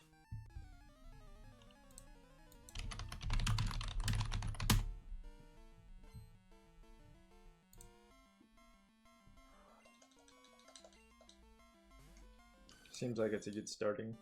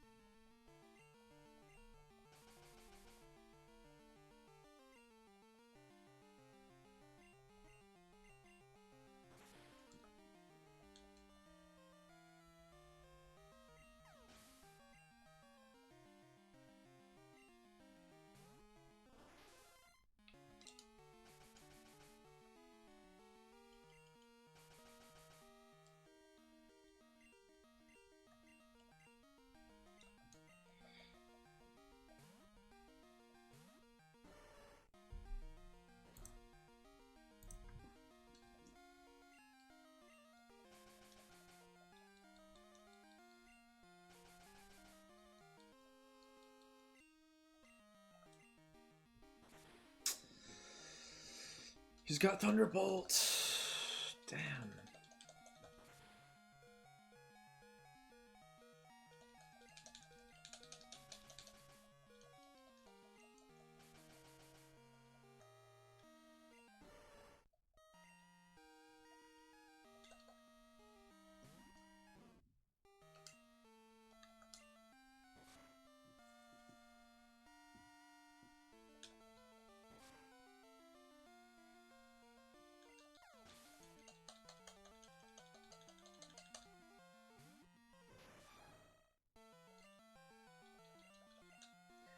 Can we get a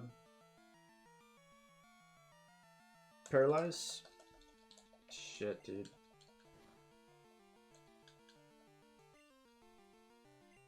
Can we get a paralyze? This is so scary. His agility won't matter if he gets paralyzed. Yeah, that's the crazy thing. Oh shit, is it gonna crit because he's like higher speed now?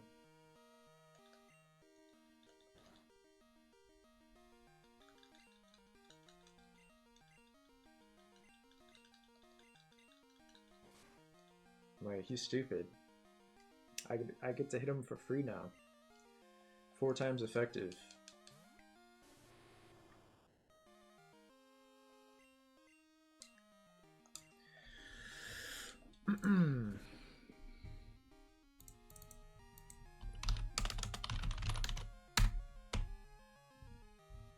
Cool.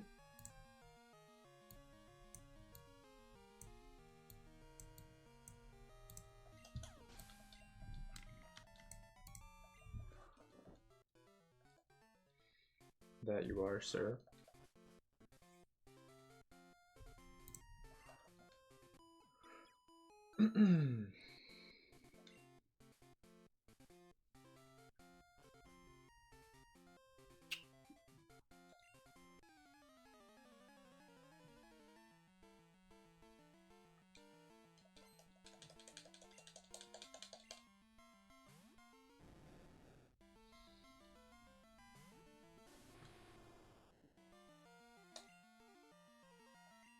Unfortunately, it has to be Gyarados.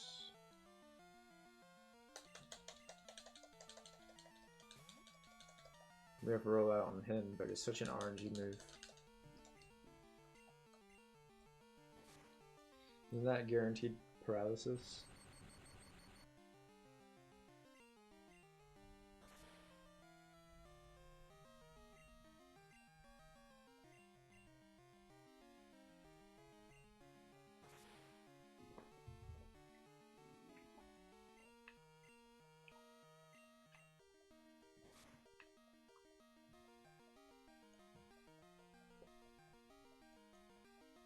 Why are you critting? What the fuck? Gyarados somehow always crits. I don't really get it.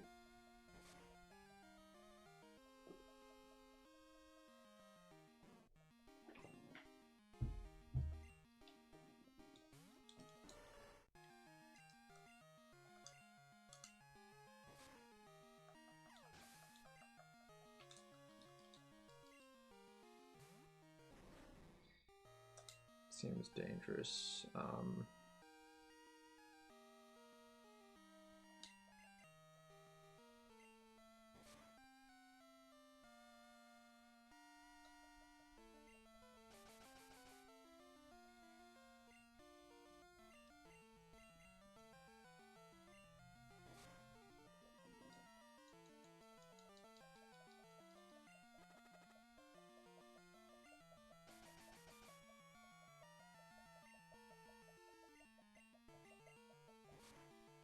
Got the Quick Claw.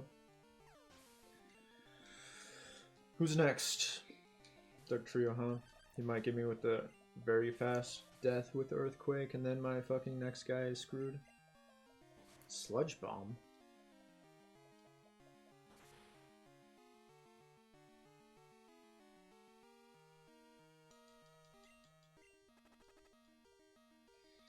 Quick Attack might not even kill him, but it also might, so I don't know.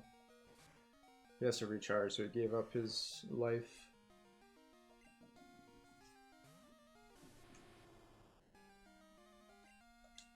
He gave it up.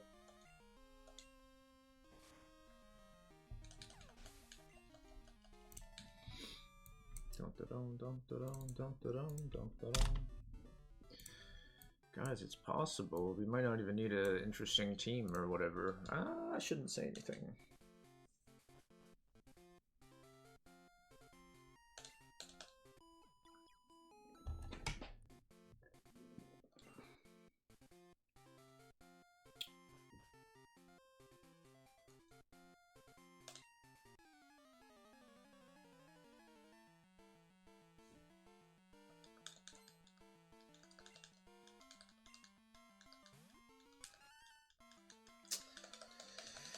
Giraffe-rig.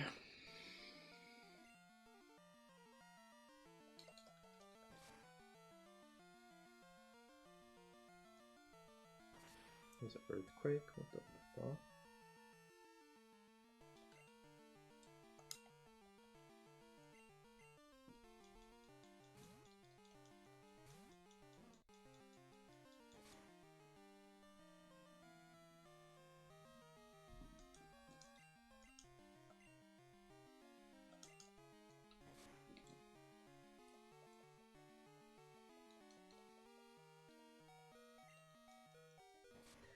I don't understand how my opponents crit so much and I have not gotten any crits.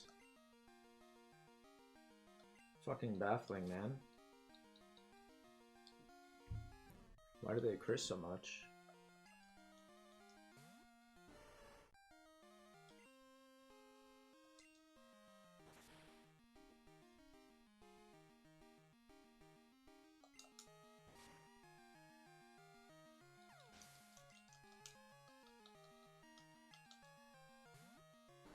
Machamp, he might have like Thunder Punch.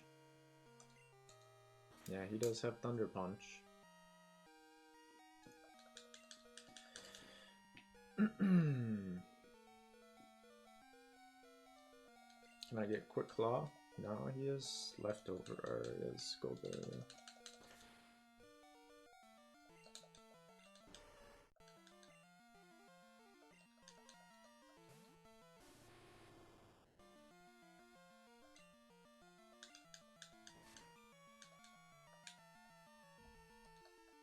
Yeah, definitely has Earthquake.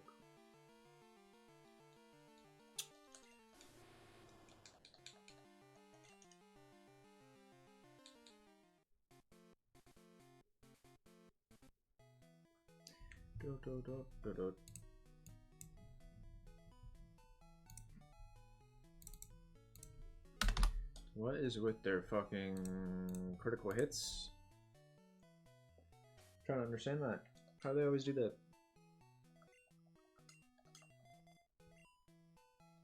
Try putting him out first, see what happens.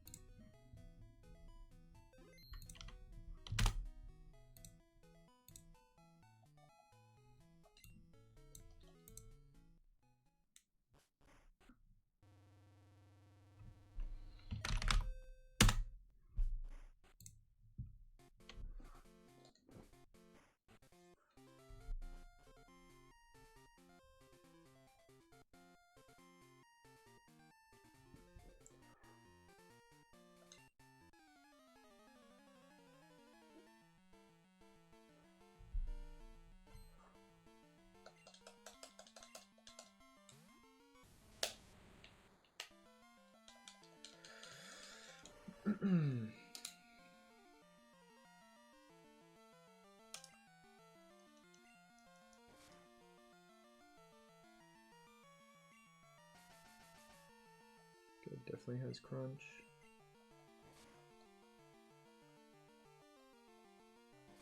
He has earthquake.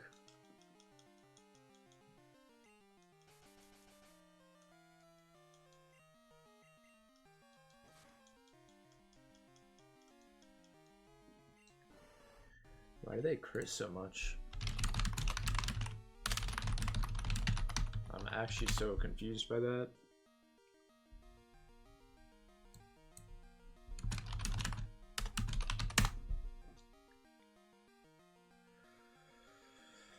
How to get Mystic Water?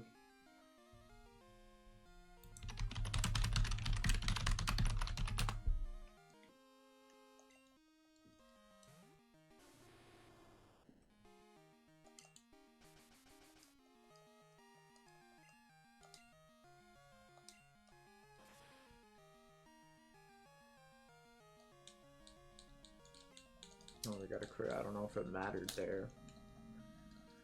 Don't really think it did.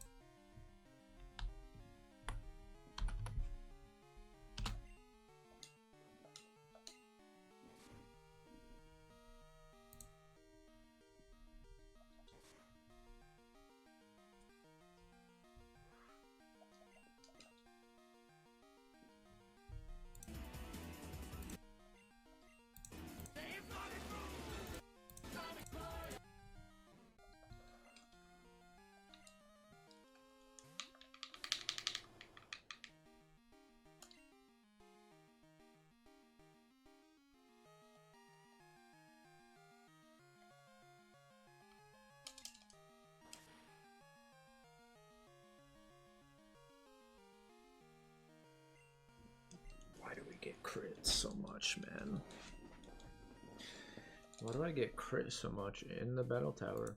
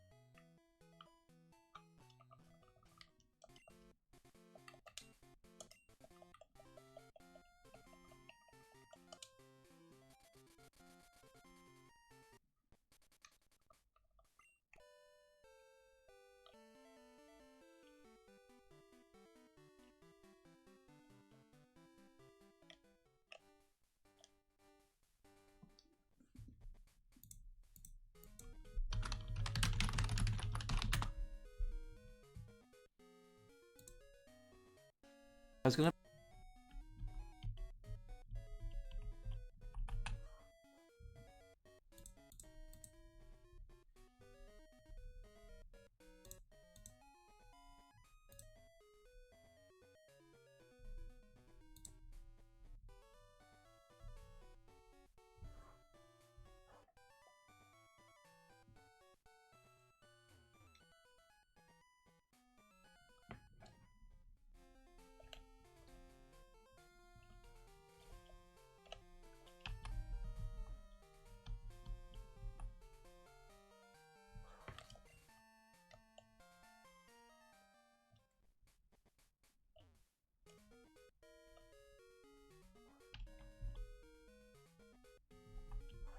How did I go to the wrong city?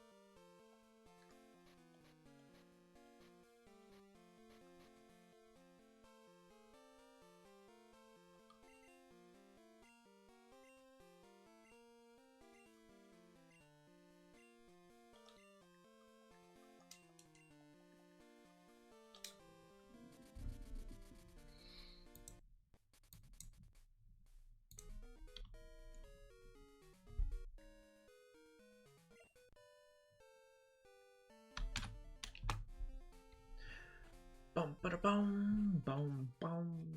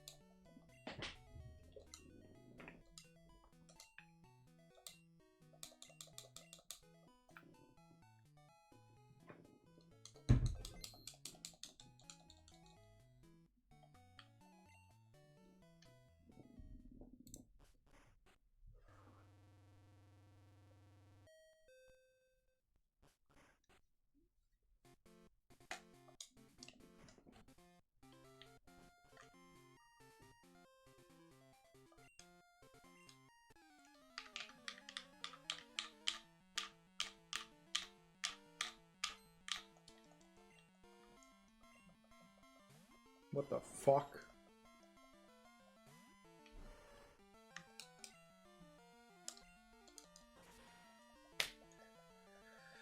Just starts out with Jolteon, just like that. It's a one shot, really?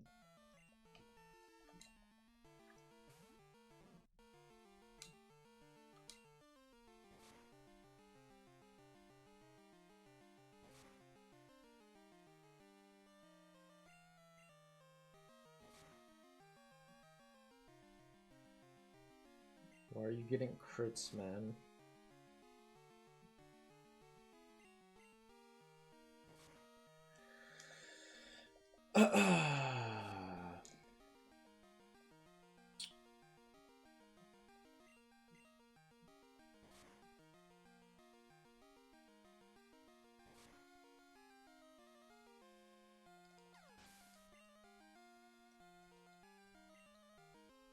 This should be good if we don't die. Just kind of... Oh shit. Okay, so we actually got lucky for once. Actually very surprised.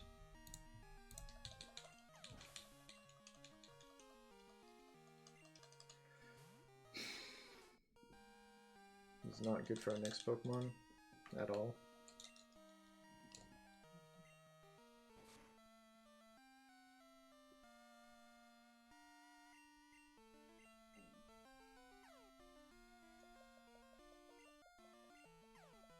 This thing definitely knows rest.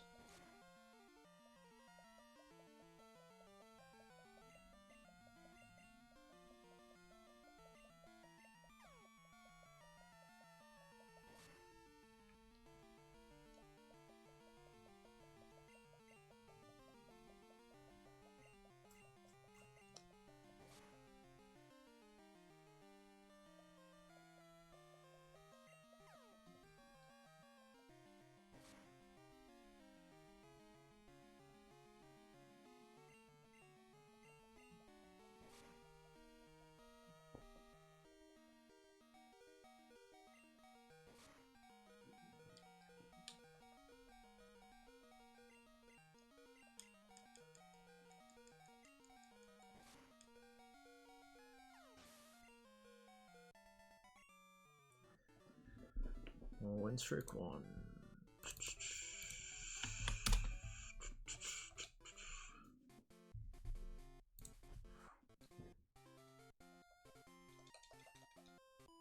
That was a lucky battle for us.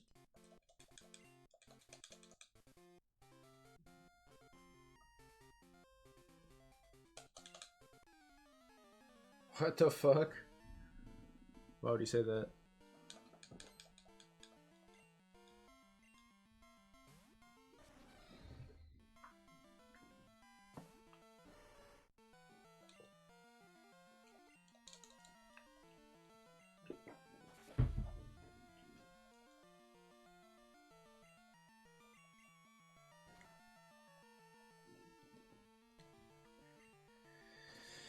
Amnesia and Curse would be good here. Is there a move Remember in this game?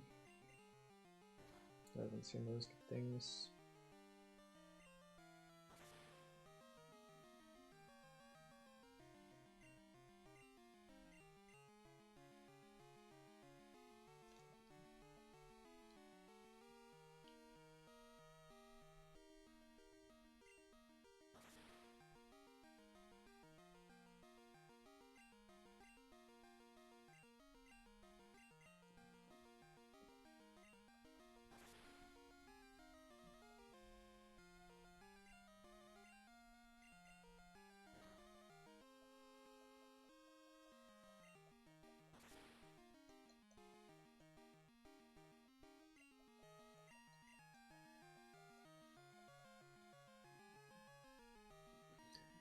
bro is trolling epic style.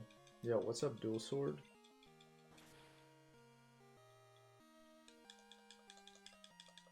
Coming in with the triple bear.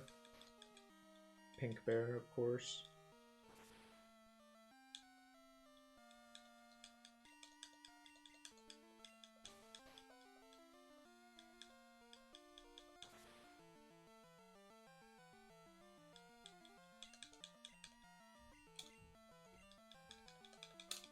Platform after Game Boy. Oh, we're doing a quick Virtual Boy, which is only like 20 games. Only like 20 games. 25, 24. Then after that, PC Engine. But I might do maybe PS3 backlog. Try to do that, which is, I don't know. I don't know how long that would take exactly, because I might get into one of the games pretty deep.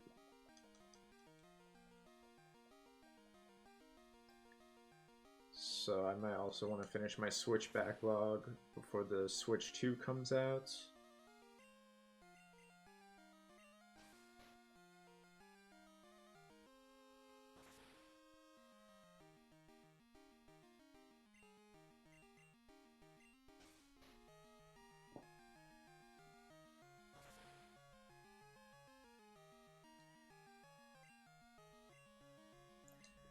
Shoot, we gotta kill this guy. This is super annoying. Maybe I can get Thunder Punch on someone. I didn't really think about that. Oh, I bet Snorlax, no... Oh, he has bad special, though. That's the thing. He has bad special.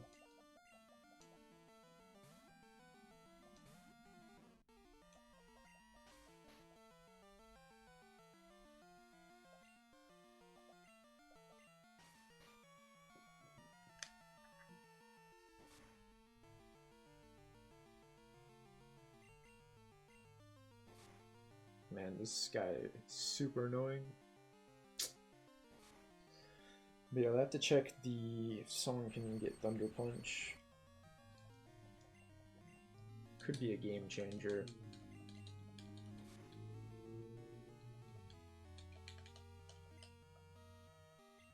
Unfortunately, I don't think Hitmontop can learn it. I have to check that. I really don't think so. That's too bad. But I guess that'd be like if Hitmonlee could learn it, so that doesn't make sense.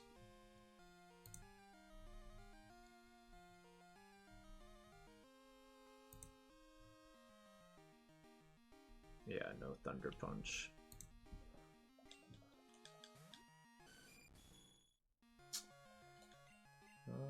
Well...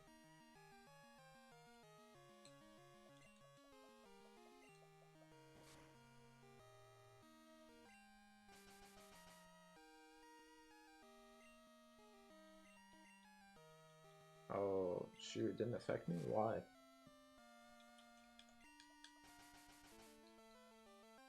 I do have rest, so it doesn't really matter that much.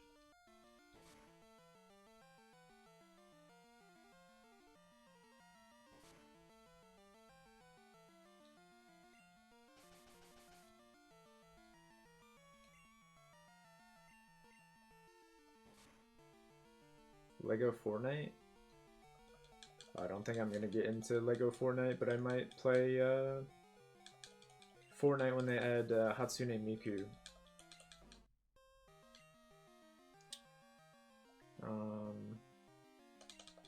So that because I missed the Naruto skin, that was a big blow.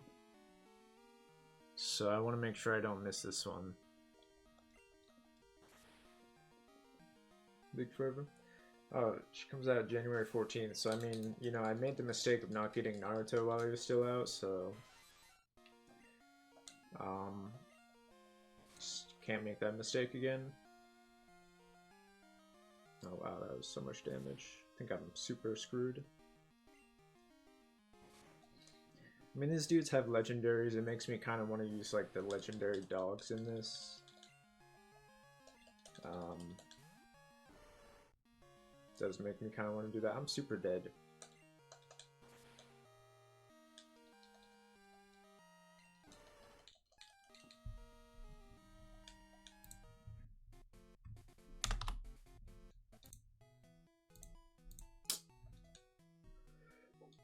That was a crazy trainer that was spamming Rest as Slowking and then had a Zapdos.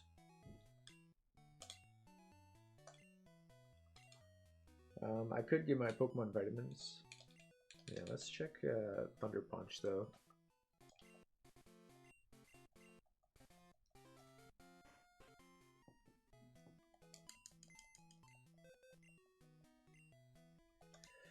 I just don't have any good moves I could teach Entei or Raikou, really.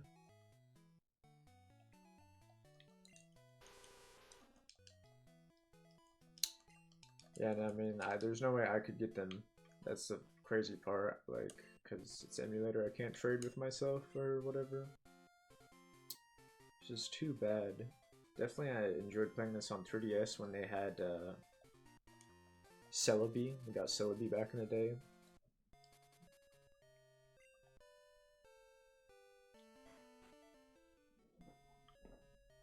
But yeah, I just don't know what you get for beating the battle tower. I feel like I should beat it. I'm trying to do quote unquote everything. Not catch every Pokemon or whatever, but because I can't if I wanted to. Alright, Thunder Punch. I might buy vitamins, it might be the smart thing to do. Do I have like a ton of money? I have to... Thing is, I can just get money back because I need to grind my Jinx so that I can catch Entei.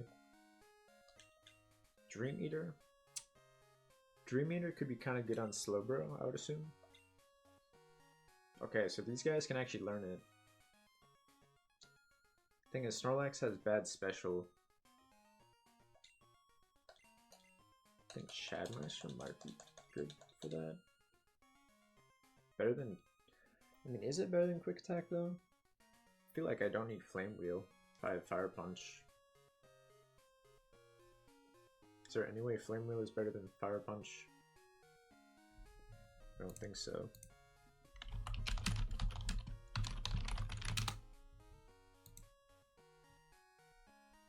Oh yeah, there's just no reason to have it.